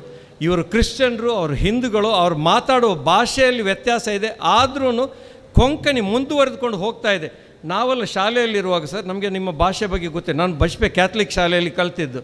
ನಾವು ಯಾವ ಭಾಷೆ ಅಂತ ಹೊಸ ಹುಡುಗ ಬಂದರೆ ಆ ಹುಡುಗ ಅವರಿಗೆ ಡಿಸೋಜಾ, ಪಿಂಟೋ ಅಂತಲ್ಲಿದ್ರೆ ಗೊತ್ತಾಗ್ತದೆ ಅವ ಕ್ರಿಶ್ಚಿಯನ್ ಅಂತ ಹೇಳ್ಕೊಂಡು. ಈಗ ಪೈ ಅದೆಲ್ಲ ಈ ನಿಮ್ಮ ಕಾಮತ್ ಅಂತ ಬಂದರೆ ಕೊಂಕಣಿ ಅಂತ ಗೊತ್ತಾಗ್ತದೆ. ಕೆಲವರು ಪೈ ಅಂತ ಹೆಸರಿಟ್ಕೊಂಡು ಬರ್ತಾರೆ. ಪೈ ಕ್ಯಾಥಲಿಕ್ಕಲ್ಲಿಯೂ ಇರ್ತದೆ, ಕೊಂಕಣಿಗಳಲ್ಲೂ ಇರ್ತದೆ. ನಂಗೆಲ್ಲ ಕೇಕಡು ಅಚೇರ್ಕ ಆರ್ಲ ಅವನು ಪೊರ್ಬುಲ ಕೊಂಗಡಿ ಮಲ್ಕವಾರ್ಯಮ್ಮ ಅಲ್ಲಲ್ಲ, ಅವನು ಕಾಳೆಮಾರಾಯ ಮಲ್ಕವಾರ್ಯ ಅವನುಂಟು. ಹಾಗೆ ನಾವು ನಾಳೆ ಹೋಗಿ ಆ ಭಾಷೆಗೆ ನಾವು ಕಾಳೆಮಾರಾಯ ಭಾಷೆ ಅಂತಲೇ ನಾವು ನಕ್ಕು ಹೇಳಿದ ಹಾಗೆ, ನಕ್ಕು ಅಂತ ಹೇಳೋದು ನಮ್ಮ ಭಾಷೆಯ ಶಬ್ದದ ಉಚ್ಚಾರಣೆಯ ಒಂದು ಅನುಕರಣೆ ಮಾತ್ರ. ಅದು ನಿಮಗೆ ನಿಮ್ಮ ಊರಲ್ಲಿ ಅದು ಇರ್ಬೋದು ಸರ್. ನಮ್ಮ ಬಜ್ಪೆಯಲ್ಲಿ ನಮ್ಮ ಎಲ್ಲ ಜನರು ನಮ್ಮನ್ನು ಕರೀತಾ ಇದ್ದಿದ್ದು, ನಾವು ಮಂಗಳೂರು ಮುಸ್ಲಿಮರು, ನಾವು ಇದು ಮಂಗಳೂರು ಕೇರಳ ಭಾಷೆ ಅಂತ ನಮ್ಮನ್ನು ಕರೀತಾ ಇರಲಿಲ್ಲ. ಎಲ್ಲ ಕಳಿಸಿದ್ರು ಓ ಕಾಳೆ ಮಾರಾಯ ಉಲೈನೆ ವಾಲೆ ಅಂದರೆ ನಮ್ಮ ಭಾಷೆಗೆ ಹೆಸರೇ ಇದ್ದಿದ್ದು ಕಾಳೆ ಮಾರಾಯ. ಅಲ್ಲ ಕಾಳೆ ಮಾರಾಯ ಅಲ್ಲ, ಎಂದ್ರಲ ಭಾವ. ನಾವೆಲ್ಲ ಬೆಳೆದಿದ್ದೆ ಹಾಗೆ. ನಂಗೆಲ್ಲ ಭಾಷೆ ಏದಂಟು ಕೇಟಂಗೆ ನಂಗೆ ಚೆನ್ನೋ ಇನ್ನು ನಂಗೆಲ್ಲ ಭಾಷೆ ಎಂದಿರಲ್ಲ ಭಾವ ನಕ್ಕು ನಿಕ್ಕು ಇನ್ನ ಬೋಲೆಮೆ ಸರ್ ನಿಂಗಳ ರಾತ್ರಿ ನಕ್ಕು ನಿಕ್ಕು ಅಂತ ನಂಗೆಲ್ಲ ಎಂದಿರಲ್ಲ ಭಾವ. ನಾನು ಕೇಳೋದು ನಮ್ಮ ಬುದ್ಧಿವಂತಿಕೆ. ನೀವು ಹೇಳೋದು ಸರಿ ಇರ್ಬೋದು, ಮಲಾಮೇನೂ ಸರಿ ಇರ್ಬೋದು, ಬ್ಯಾರಿನೂ ಸರಿ ಇರ್ಬೋದು. ನಾನು ಹೇಳೋದು ನಮ್ಮ ಬುದ್ಧಿವಂತಿಕೆ ಇರೋದು ನಾವೆಲ್ಲರೂ ಒಂದು ಭಾಷೆ ಅಡಿಯಲ್ಲಿ ಒಟ್ಟಾಗುವಾಗ. ಇವಾಗ ನಮ್ಗೆ ಗೊತ್ತಿದೆ ಕಾಸರಗೋಡಿನಲ್ಲಿ ಮಲಾಮೆ ಭಾಷೆಯ ಒಂದು ಅಧ್ಯಯನ ಪೀಠ ಒಂದು ಅಕಾಡೆಮಿ ಕೇಳ್ತಾ ಇದ್ದಾರೆ. ಅವ್ರು ಮಾಡ್ಕೊಳ್ಳಿ ಸರ್, ಆ ಪ್ರದೇಶದಲ್ಲಿ ಅಲ್ಲಿ ನಡೀತದೆ. ಈ ಕಡೆ ಇರೋರೆಲ್ಲರೂ ಬ್ಯಾರಿ ಭಾಷೆ ಅಡಿಯಲ್ಲಿ ಒಟ್ಟಾದರೆ ಇವಾಗ ಜನಗಣತಿ ಎಲ್ಲ ನಡೀತಾ ಇದೆ, ಅಲ್ಲಿ ನಾವು ಕನ್ಫ್ಯೂಷನ್ ಕ್ರಿಯೇಟ್ ಮಾಡುವಂಥ ಕೆಲಸಕ್ಕೆ ಹೋಗಬಾರ್ದು. ಇದನ್ನು ನಾವು ಅಧ್ಯಯನಕಾರರಿಗೆ ಬಿಡಬೇಕು, ಪ್ರಯೋಗಾತ್ಮಕವಾಗಿ ನಾವೆಲ್ಲರೂ ಬ್ಯಾರಿಗಳಂತ ತಿಳ್ಕೊಳ್ಬೇಕು. ಸೊ ಕಡೆಯದಾಗಿ ನಾನು ಹೇಳೋದು ಸರ್ ಒಂದು ಕೆಲವು ಸಲಹೆಗಳು. ಒಂದನೇದು, ನಾವು ಈ ಅಧ್ಯಯನದ ಬಗ್ಗೆ ಇರುವಂತಹ ಒಂದು ಸಂಶೋಧನೆ ಬಗ್ಗೆ ಸಂಶೋಧಕರಿಗೆ ಬಿಡಬೇಕು. ಇದ್ದವರೆಲ್ಲರ ಈ ಸಂಶೋಧನೆಗೆ ಕೈ ಹಾಕ್ಕೊಂಡು ಹೋಗುವಂಥ ಕೆಲಸ ಮಾಡಬಾರ್ದು. ಎಲ್ಲಿ ಭಿನ್ನಾಭಿಪ್ರಾಯಗಳಿದೆ ಅವುಗಳಲ್ಲಿ ಸರಿ ಯಾವುದು ತಪ್ಪು ಯಾವುದು ಅಂತ ಹುಡುಕೋ ಬದಲು ಯಾವುದು ಸಮಂಜಸ, ಯಾವುದು ನಮಗೆ ಜಾಸ್ತಿ ಲಾಭದಾಯಕ, ನಮ್ಮ ಸಮುದಾಯದ ಅಭಿವೃದ್ಧಿಗೆ ಯಾವುದು ಪೂರಕ ಅನ್ನೋದನ್ನು ತಗೊಂಡು ನಾವು ಮುಂದೆ ಹೋಗಬೇಕು. ಒಂದನೇದು. ಎರಡನೇದು, ಒಂದು ಕೆಲವು ಸಜೆಷನ್ಗಳು ಬ್ಯಾರಿ ಅಕಾಡೆಮಿಯವರಿಗೆ. ಆಶೆ ನೀವಿದ್ದೀರಿ. ಭಾಷೆ ಬೆಳೀಬೇಕಿದ್ರೆ ನಾವು ಬಹಳ ಕೆಲಸ ಮಾಡಬೇಕಾಗ್ತದೆ. ಒಂದು ಸಾಹಿತ್ಯದಲ್ಲಿ ನಾವು ಕೆಲಸ ಮಾಡಬೇಕಾಗ್ತದೆ. ಈಗ ಇವರು ನಮ್ಮಲ್ಲಿ ಹೇಳಿದರು, ನಮ್ಮ VC ಅವರು ಹೇಳಿದರು, ಪುಸ್ತಕಗಳನ್ನು ನಾವು ಬೇರೆ ಭಾಷೆಯಿಂದ ಟ್ರಾನ್ಸ್ಲೇಟ್ ಮಾಡಿದಾಗ ಭಾಷೆ ಬೆಳೀತದೆ.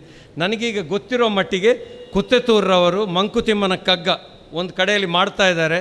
ಮೊಹಮ್ಮದ್ ಕುಲಾಯ್ ಅವರು ಬೈಲಿ ಯಮುನಕ್ಕ ಬೇರೆ ಭಾಷೆಯಲ್ಲಿದೆ. ಶಿವರಾಮ್ ಕಾರಂತರ ಕೃತಿಗಳಿರ್ಬೋದು, ಶೇಕ್ಸ್ಪಿಯರ್ ಕೃತಿಗಳಿರ್ಬೋದು. ಅದನ್ನು ಮಾಡಿದಾಗ ನಮ್ಗೆ ಗೊತ್ತಾಗ್ತದೆ ನಮ್ಮ ಭಾಷೆಯಲ್ಲಿ ಶಬ್ದ ಭಂಡಾರದಲ್ಲಿ ಎಷ್ಟೊಂದು ಲಿಮಿಟ್ ಇದೆ ಅಂತ ಹೇಳ್ಕೊಂಡು.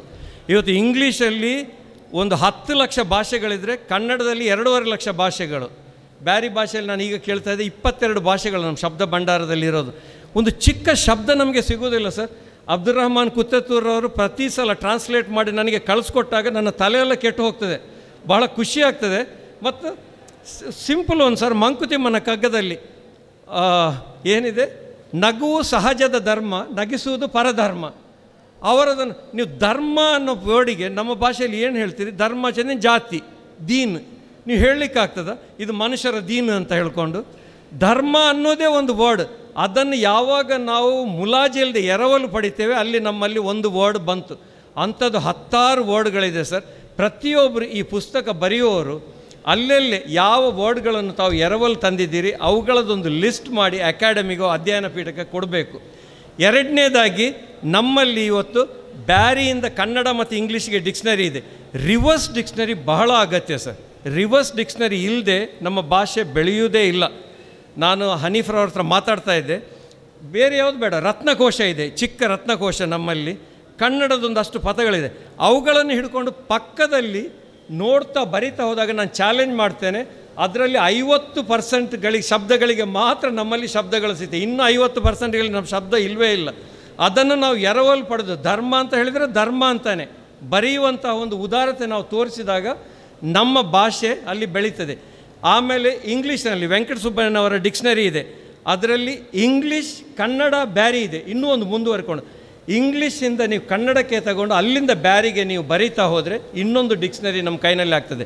ಪುಸ್ತಕ ಬರೆಯುವವರಿಗೆ, ಭಾಷಣ ಮಾಡುವವರಿಗೆ ಬಹಳ ಅನುಕೂಲ ಆಗ್ತದೆ. ಇವತ್ತು ನಾವೆಲ್ಲರೂ ಇಂಗ್ಲೀಷಲ್ಲಿ ಥಿಂಕ್ ಮಾಡುವವರು ಸರ್. ನಮ್ಮ ಇಡೀ ಬಿಸ್ನೆಸ್ ಇರೋದು, ಕಲಿಕೆಯಲ್ಲಿರೋದು ಇಂಗ್ಲೀಷ್ನಲ್ಲಿ ಥಿಂಕ್ ಮಾಡಿ ಕನ್ನಡದಲ್ಲಿ ಇಷ್ಟೊಂದು ಭಾಷಣ ಮಾಡಬೇಕಾದ್ರೆ ರಾತ್ರಿ ಇಡೀ ಕೂತು ಗೂಗಲ್ ಮಾಡಿ ನೋಡಬೇಕಾಗ್ತದೆ, ಈ ಪದಕ್ಕೇನು, ಈ ಪದಕ್ಕೇನು. Repugnant word, I could not get any word. ಅಸಂಗತ ಅಂತ ನಾನೀಗ ಬೆಳಿಗ್ಗೆ ಬರುವಾಗ ಕಾರಲ್ಲಿ ಕಲ್ತ್ಕೊಂಡು ಬಂದ ಶಬ್ದ ಅದು. ಆ ರೀತಿ ನಮ್ಮಲ್ಲಿ ಬ್ಯಾರಿಯಲ್ಲಿ ಇಲ್ಲ. ಬ್ಯಾರಿಯಲ್ಲಿ ಆ ರೀತಿಯ ಒಂದು ಆನ್ಲೈನ್ ಡಿಕ್ಷ್ನರಿ ಬಂದರೆ ನಮ್ಮ ಮಕ್ಕಳಿಗೆ ಓದಲಿಕ್ಕೆ ಅಭ್ಯಾಸ ಆಗ್ತದೆ. ಇದು ಒಂದು ಶಬ್ದ ಭಂಡಾರ ಬೆಳೆಸುವಂಥ ವಿಚಾರ. ಎರಡನೇದು, ಎಲ್ಲ ಬರಹಗಾರರಿಗೆ ನನ್ನ ಒಂದು ಸಲಹೆ, ನಮ್ಮಲ್ಲಿ ಕಾಗುಣಿತಕ್ಕೆ, ಸ್ಪೆಲ್ಲಿಂಗಿಗೆ ನಾವು ಸ್ಟ್ರೆಸ್ ಕೊಡಬೇಕಾಗ್ತದೆ. ಇಂಗ್ಲೀಷಲ್ಲಿ ಇದು ಭಾಳ ಸುಲಭ sir. Spelling laugh, you have to write it as LAUGH only, you can write it as LAFF. ನಮಗೂ ಒಂದು ಗೊತ್ತಿರಬೇಕು, ನಾನು ಬಹಳ ವರ್ಷದಿಂದ ತಿಳ್ಕೊಂಡು ಹೇಳುವ ಮಾತು, ಯಾವುದೇ ಒಂದು ಲೇಖನ ನಾವು ಓದುವಾಗ ಅದರದ್ದು ಅಕ್ಷರಗಳ ಜೋಡಣೆಯಿಂದ ನಾವು ಶಬ್ದಗಳನ್ನು ಗ್ರಹಿಸೋದಲ್ಲ, ನಾವು ಶಬ್ದಗಳನ್ನು ಆ ಶಬ್ದದ ಚಿತ್ರಣದಿಂದ ಗ್ರಹಿಸೋದು. ಇಲ್ದಿದ್ರೆ ಈಗ ಕನ್ನಡದಲ್ಲಿ ನಾವು ಫಾಸ್ಟ್ ಓದ್ತೇವೆ, ಬ್ಯಾರಿಯಲ್ಲಿ ಯಾಕೆ ಆಗೋದಿಲ್ಲ? ಅದೇ ಅಕ್ಷರಗಳು ತಾನೆ. ನಮಗೆ ಅಲ್ಲಿ ಆ ಶಬ್ದಗಳ ಚಿತ್ರಣ ನಮ್ಮ ಮೈಂಡಲ್ಲಿ ಇರೋದಿಲ್ಲ.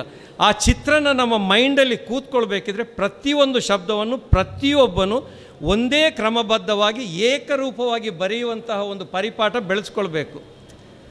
ನಾನು ಅವಡೆ ಪೋಯಿನ್ನೆ ಬರೆಯುವಾಗ ನಾನು ಅವಡೆಗೆ ಪೋಯಿನ್ನೆ ಅಂತಲೇ ಬರೀಬೇಕು. ಈಗ ನಾನು ಬ್ಯಾರಿ ವಾರ್ತೆಯಲ್ಲಿ ನೋಡ್ತಾ ಇದ್ದೇನೆ, ನಾನು ಅವಡೆಗೆ ಪೋಯಿನ್ನೆ ಹೇಳುವಾಗ ನೌ ಡೆ ಗ್ ಪೋಯಿನ್ನೆ ಅಂತ ಬರ್ತದೆ. ಇದು ಸಂವಾದ ಬರೆಯುವಾಗ ನೀವೊಂದು ನಾಟಕ ಬರೀತೀರಿ, ಆವಾಗ ಸಂವಾದದ ರೂಪದಲ್ಲಿ ಕರೆಕ್ಟ್ ಆಗ್ತದೆ. ಆದರೆ ಲೇಖನ ಬರೆಯುವಾಗ ನಾನು ಅವಡೆಗೆ ಪೋಯಿನ್ನೆ ಅಂತಲೇ ಬರೀಬೇಕು ನಾವು. ಇಲ್ಲೆಂಗ್ಲು ಅದು ಅಂದ್ರೆ ಏದೇ ஒரு ವರ್ಡ್ ಸೊನ್ನೆ ಉಳ್ಳದು. ನೀವು ಸೊನ್ನೆ ಇಡ ಔಂಡೋಂಟ್ ಚೆಲ್ಲುಂಬೊತ್ತುಗು ಔ ಟೆಲ್ದ ಇಲ್ಲೇ ಔಂಡೋಂಟ್ ಎಲ್ದೋಗು ದಾತ್ಗೆ ಡೋ ಅಡಿ ಒತ್ತಿಟ್ಟು ಎಲ್ದ. ಆಮೇಲೆ ಪ್ರತಿಯೊರ್ತು ಒಲ್ದೋಗು ಆ ಒಂದು ಕರೆಕ್ಟ್ ಮೆಥಡ್ ನಂಗೆ ಫಾಲೋ ಹಾಕಿ ಹೆಂಗ್ಲಿ ನಂಗಲ್ಲ ಮಕ್ಕ ಬೇಗ ಓದೋಗೌಡು. ಆ ಶಬ್ದದ ಮೇಲೆ ನಂಗೆ ಒಂದು ಗ್ರಹಿಕೆ ಬಂಡು. ನಿಂಗೆ ಗೊತ್ತಿಕ್ಕು ಚೈನತ್ತಲು ಉಲ್ಲ ಎಲ್ಲ ಇಂಗ್ಲೀಷ್ ಲ್ಯಾಂಗ್ವೇಜರು ಚಮ್ಮೇಲೆ ಟ್ರೈ ಹಾಕ್ಯಾರ. ಆ ಲಿಪಿಡ ಚೇಂಜ್ ಹಾಕೋನು, ಸ್ಪೆಲ್ಲಿಂಗ್ಡ ಚೇಂಜ್ ಹಾಕೋನು ಚೆಲ್ಡದು ಇಂಗ್ಲೀಷ್ಲಿ ಆ ಸ್ಪೆಲ್ಲಿಂಗ್ಡ ಚೇಂಜ್ ಹಾಕೋನುಂಟು. ಅಲ್ಲಿ ಬಹಳ ಏನು ಅಬ್ಜೆಕ್ಷನ್ ಬಂತು ಅಂತ ಹೇಳಿದರೆ ಸ್ಪೆಲ್ಲಿಂಗ್ ಚೇಂಜ್ ಮಾಡಿದರೆ ಓದಲಿಕ್ಕೆ ಭಾಳ ಕಷ್ಟ ಆಗ್ತದೆ. ಲಾಫನ್ನು LAFF ಅಂತ ಹೇಳಿದ್ರೆ ಲ್ಯಾಫ್ ಅಂತ ಹೇಳ್ತಾರೆ, ಇನ್ನೊಂದು ಹೇಳ್ತಾರೆ, ಓದಲಿಕ್ಕೆ ಆಗೋದಿಲ್ಲ. ಆ ಶಬ್ದದ ಗ್ರಹಿಕೆಯಿಂದ ನಮಗೆ ಬೇಗ ಓದಲಿಕ್ಕೆ ಆಗ್ತದೆ. ಇದು ನಾವು ಗಮನದಲ್ಲಿ ಇಟ್ಕೊಳ್ಬೇಕಾಗಿದ್ದು. ಕಡೇ ಒಂದು ನಂದು ಒಂದು ಚಿಕ್ಕ ಸೂಚನೆ ಏನಂತ ಹೇಳಿದರೆ, ನಾವು ಮಾತಾಡುವ ಈ ಭಾಷೆ ಇದೊಂದು ಅನಾಗರಿಕ ಭಾಷೆ ಅಂತ ಆಗಬಾರ್ದು. ನಾನಿದು ಬಶೀರ್ ಬೈಕಂಪಾಡಿಯವರಿಂದ ಎರವಲು ಪಡೆದಂತಹ ಒಂದು ವರ್ಡ್ ಇದು. ಅಂದರೆ ನಾವೀಗ ನಮ್ಮ ಜಾತಿಯವರಾದರೆ ಅವರು ನೀವು ಹೇಳ್ತೇವೆ, ಇನ್ನೊಂದು ಜಾತಿಯವರಾದರೆ ಅವನು ನಾನು. ದೇವೇಗೌಡ ಬನ್ನ, ಜಮೀರ್ ಅಹಮದ್ ಬಂತ್. ಅದು ಏನು ವ್ಯತ್ಯಾಸ ಏನು ಇಲ್ಲೆಂಗ್ಲಿ ನಂಗೆ ಎಂದ್ರೆ ಚೆಲ್ಡ ಆ ಭಾರಿ ನಲ್ಲ ಸೊರಾಕೆಯನ್ನು ಸ್ವಾಮೀಜಿ ಅಂತಲ್ಲಿ ಅವನು ಚತ್ತು ಹೋಯಲ್ಲ, ಅಲ್ಲಿ ಕುಡಿದು ಬಿದ್ದ ಬ್ಯಾರಿ ಅವನು ಮರ್ಚಿಬೋಯ. ಇದು ಅನ್ಯಾಯ. ಇದು ಆಗೋದ್ರಿಂದ ಏನಾಗ್ತದೆ ಅಂತ ಹೇಳಿದರೆ, ರಹೀಮ್ ಟೀಕೆ ನಮ್ಮ ಬ್ರದರ್ ಇದನ್ನು ಬಹಳ ಸಭೆಗಳಲ್ಲಿ ಹೇಳ್ತಾಯಿದ್ರು. ಮತ್ತು ನಮ್ಮ ಇವರು ಬಶೀರ್ ಬೈಕಂಪಾಡಿ ಒಂದು ಆರ್ಟಿಕಲೇ ಇದರ ಬಗ್ಗೆ ಬರೆದಿದ್ರು. ನಾವು ಈ ರೀತಿ ಮುಂದುವರಿಸಿಕೊಂಡು ಹೋದರೆ ನಾವು ಒಂದು ಅನಾಗರಿಕ ಭಾಷೆ ಆಗಿಬಿಡ್ತೇವೆ, ನಮ್ಮ ಸಂಸ್ಕೃತಿ ಅನಾಗರಿಕವಾಗಿಬಿಡ್ತದೆ. ಇನ್ನೊಬ್ಬರನ್ನು ಖಂಡನೀಯವಾಗಿ ಅಥವಾ ಒಂದು ಹೇಯವಾಗಿ ತಿಳಿದ್ರು. ಈ ಒಂದು ವಿಚಾರದಲ್ಲಿ ನಾನು ಎಲ್ಲ ಮಕ್ಕಳಿಗೆ ಹೇಳೋದು, ನೀವೆಲ್ಲರೂ ಮರೆಕೋ ಇವತ್ತಿಂದ ಮಕ್ಕಳಿಗೆ ಕೇಕಡ ಬ್ಯಾರಿ ಭಾಷೆ ಬಲ್ಕವರ್ರೆ ಮಕ್ಕಗೆ ನಾ ಚೆಲ್ಡು ಇಂಡು ನಂಗೆ ಪರ್ತು ಪೋಯಪ್ಪ ನಂಗಲ ಬೇರೆ ಭಾಷೆ ರಂಗ ಆರು ಬೇರೆ ಜಾತಿ ರಂಗ ಆರಿಕ್ಕಟ್ಟು ನಂಗೆ ಚೆಲ್ಲು ಮೊತ್ತಗ ಅಯಲ್ ಇಂಟು ಚೆಲ್ಲೋನು ಅಯಲ್ ಮರ್ಚೆಂಗ್ಲು ಮರಣ ಹೊಂದಿದ್ರೆ ಮರ್ಚಿತ್ತು ಇಂಟು ಚೆಲ್ಲೋದು ನಂಗೆ ಪ್ರಾಕ್ಟೀಸ್ ಹಾಕೊಂಡು ಇಂಡು ಚಮ್ಮೆತ್ತಾಗ ನಂಗೆ ಈ ಪ್ರಾಕ್ಟೀಸ್ ಹಾಕಿ ಉಂಟು ಇಲ್ಲ.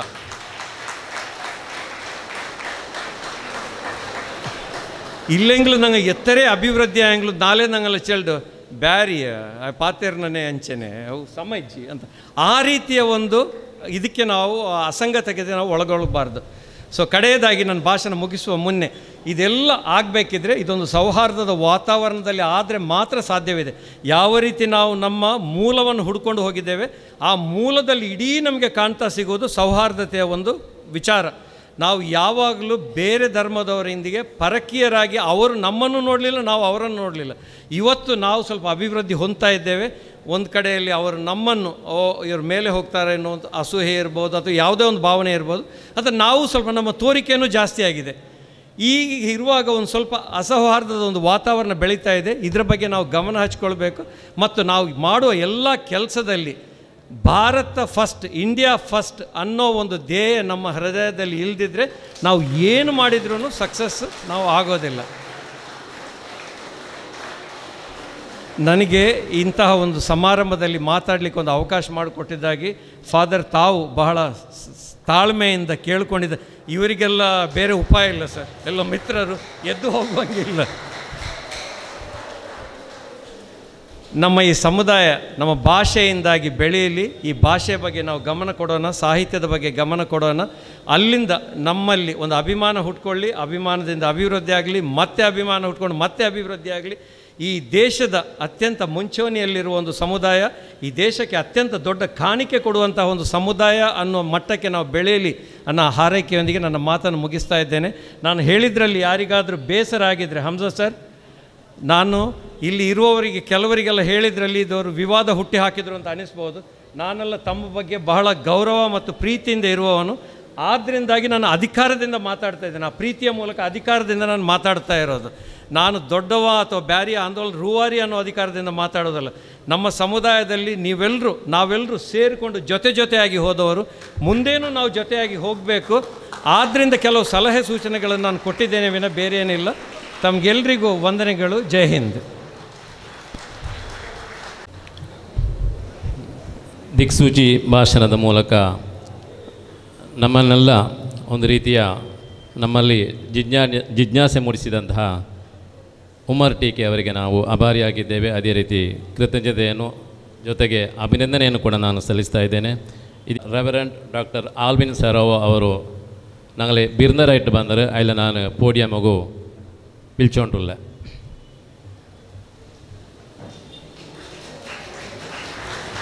I won't be long. I will take only 3 minutes.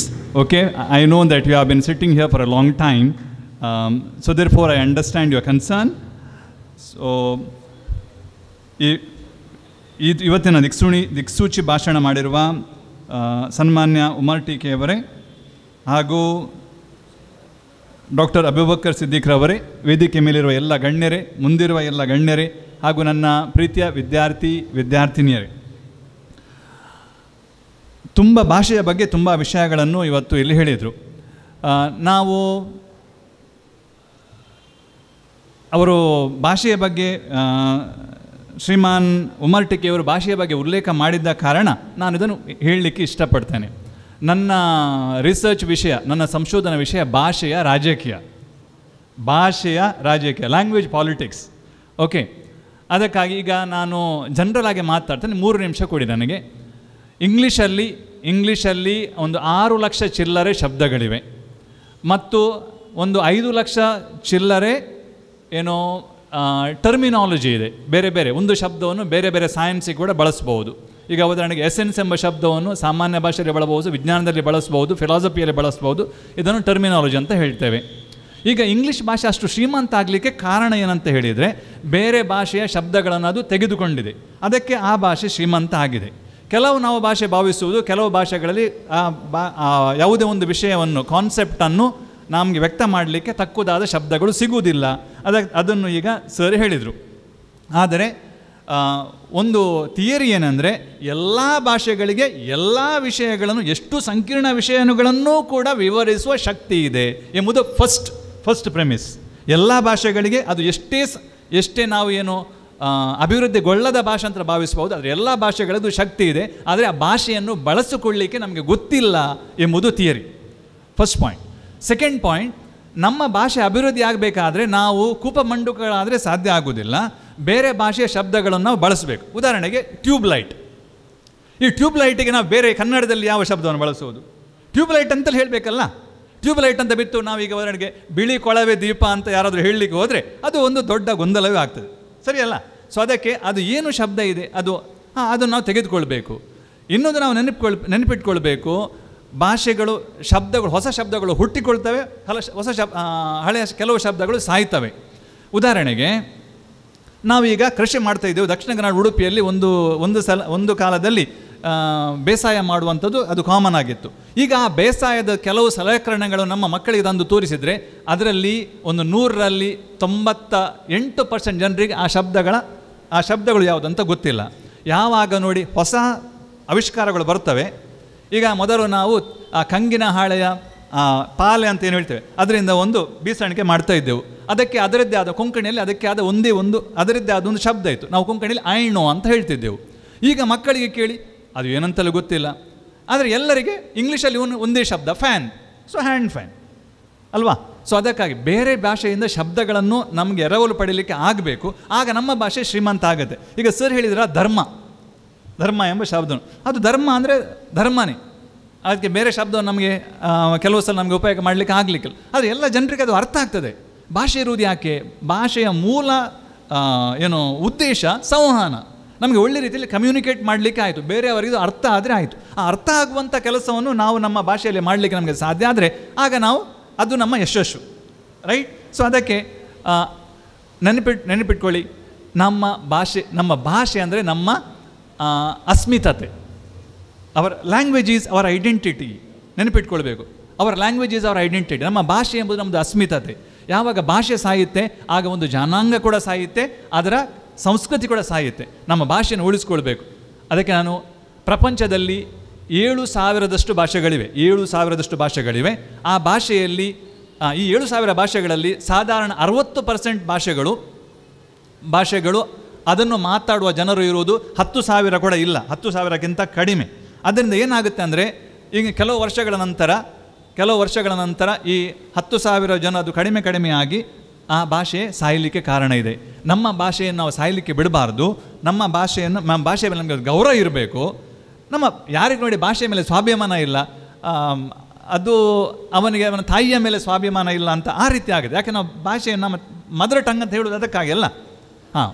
Mother tongue ಅಂತ ಹೇಳಿ ಮದರ್ ಟಂಗ್ ಏನಂತ ಎಂಬುದು ಒಂದು ದೊಡ್ಡದೊಂದು ಸಮಸ್ಯೆ ಇದೆ. ಏನೂ ಇರಲಿ, ಅದು ಬೇಡ. ಈಗ ಹೇಳಿ ನಮ್ಮ ಭಾಷೆ ನಮಗೆ ಯಾವುದೇ ಭಾಷೆ ಆಗಲಿ, ನನಗೆ ಯಾವುದೇ ಒಂದು ಭಾಷೆ ಸಾಯುತ್ತೆ ಅಂತ ಹೇಳುವಾಗ ನನಗೆ ತುಂಬ ಬೇಸರ. ನಮ್ಮ ಸಂವಿಧಾನದಲ್ಲಿ ಈಗ ನಮಗೆ 22 ಭಾಷೆಗಳಲ್ಲಿ ಅಲ್ಲಿ 8ನೇ ಪರಿಚ್ಛೇದದಲ್ಲಿ ಅದಕ್ಕೆ ಸ್ಥಾನ ಇದೆ. ಆದರೆ ಈಗ ನಾವು ನೋಡಿದರೆ ಅಲ್ಲಿ ಕೂಡ ಹೇಗೆ ರಾಜ್ಯಕ್ಕೆ ಇದನ್ನು ಗೊತ್ತಾಗುತ್ತೆ. ಸಂಸ್ಕೃತ ಭಾಷೆಯನ್ನು ನಮ್ಮ ಇಡೀ ಭಾರತದಲ್ಲಿ ಮಾತಾಡಲಿಕ್ಕೆ 2011ರ ಜನಗಣತಿಯ ಪ್ರಕಾರ ಮಾತಾಡುವಂಥವ್ರು ಇರುವವರು 25,000 ಚಿಲ್ಲರೆ ಮಾತ್ರ. ಆದರೆ ಅದಕ್ಕೆ 8ನೇ ಪರಿಚ್ಛೇದದಲ್ಲಿ ಅದಕ್ಕೆ ಸ್ಥಾನ ಇದೆ. ಆದರೆ ಅದಕ್ಕಿಂತ ಎಷ್ಟೋ ಮಂದಿ ಹೆಚ್ಚು ಭಾಷೆಯನ್ನು ಮಾತಾಡುವ ಜನರಿದ್ದಾರೆ, ಅದಕ್ಕೆ ಸ್ಥಾನ ಇಲ್ಲ. ಇದಕ್ಕೆ ತುಂಬ ರಾಜಕೀಯ ಕಾರಣಗಳಿವೆ, ಸಾಮಾಜಿಕ ಕಾರಣಗಳು ಕೂಡ ಇದೆ. ಆದ್ದರಿಂದ ನಮ್ಮ ಭಾಷೆ ಅಭಿವೃದ್ಧಿಯಾಗಿ ಭಾಷೆ ಮೇಲೆ ಸ್ವಾಭಿಮಾನವಿಟ್ಟು ಅದನ್ನು ಮಾತಾಡುವಂಥ ಒಂದು ನಮಗೆ ಸ್ವಾಭಿಮಾನ ಇದ್ದರೆ ಮಾತ್ರ ಭಾಷೆ ಉಳಿಯುತ್ತದೆ. ಇವತ್ತೇನಾಗ್ತದೆ, ನಾವು ಕೆಲಸ ಅಂಥೇಳಿ ಜಾಬಿಗೋಸ್ಕರ ನಾವು ಇಂಗ್ಲೀಷ್ ಭಾಷೆ ಕಲಿತರೆ ಮಾತ್ರ ನಮಗೆ ಜಾಬ್ ಸಿಗ್ತದೆ ಅಂತ ಒಂದು ಆಲೋಚನೆ ಇದೆ. ಸರ್ ಇಷ್ಟವರೆಗೆ ಜಪಾನ್ ದೇಶದ ಜನರ ಬಗ್ಗೆ ಮಾತಾಡಿದರು. ಹಾಗಾದರೆ ಅವರು ತಮ್ಮ ಭಾಷೆಯಲ್ಲೇ ವಿಜ್ಞಾನವನ್ನು ಹೇಳಿಕೊಳ್ಳಲಿಕ್ಕೆ ಅವರಿಗೆ ಸಾಧ್ಯ ಆಗಿದೆ ಅಂದರೆ ಯಾವ ಭಾಷೆಯಲ್ಲಿ ಹೇಳಿಕೊಳ್ಳಲಿಕ್ಕೆ ಆಗ್ತದೆ ಅಂತಾಯಿತು. ಆದ್ದರಿಂದ ನಾವು ಇಂಗ್ಲೀಷ್ ಭಾಷೆಯನ್ನು ಕಲಿಯೋಣ, ನಮ್ಮ ಭಾಷೆಯ ಮೇಲೆ ಸ್ವಾಭಿಮಾನ ಇರಲಿ ಅಂತ ಹೇಳಿ ನನಗೆ ಅವಕಾಶ ಕೊಟ್ಟದ್ದಾಗಿ ವಂದಿಸಿ ನನ್ನ ಮಾತುಗಳನ್ನು ಮುಗಿಸ್ತೇನೆ. ವಂದನೆಗಳು.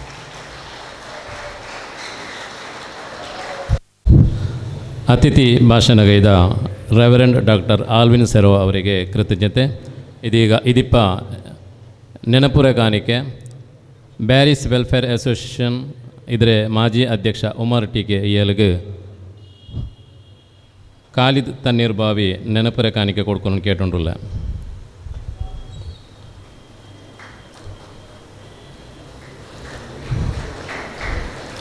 അതേപോലെ മിലാഗ്രിസ് കോളേജിലെ പ്രിൻസിപ്പാൽ റെവറൻഡ് ഡോക്ടർ ആൽവിൻ സെറോവോ ഇയാൾക്ക് ബഷീർ ബൈ കമ്പാടി ನೆನಪುರ ಕಾಣಿಕೆ ಕೊಡ್ಕೊಂಡು ಕೇಟೊಂಡುಲ್ಲ.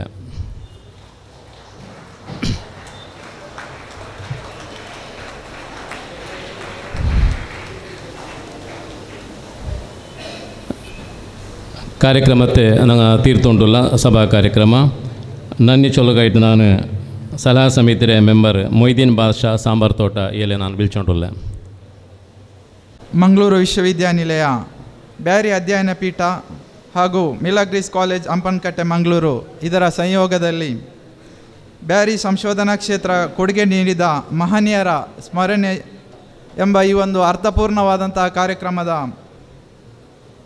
ಉದ್ಘಾಟನಾ ಸಮಾರಂಭವನ್ನು ಇದೀಗ ತಾನೇ ಉದ್ಘಾಟಿಸಿ ನಿರ್ಗಮಿಸಿದಂತಹ ಪ್ರೊಫೆಸರ್ BL ಧರ್ಮ, ಬ್ಯಾರಿ ಅಧ್ಯಯನ ಪೀಠದ ಅಧ್ಯಕ್ಷರು ಹಾಗೂ ಮಂಗಳೂರು ವಿಶ್ವವಿದ್ಯಾನಿಲಯದ ಕುಲಪತಿಗಳು, ಇವರಿಗೆ ನಾನು ಈ ಬ್ಯಾರಿ ಅಧ್ಯಯನ ಪೀಠದ ಪರವಾಗಿ ಧನ್ಯವಾದಗಳನ್ನು ಸಲ್ಲಿಸ್ತಾ ಇದ್ದೇನೆ.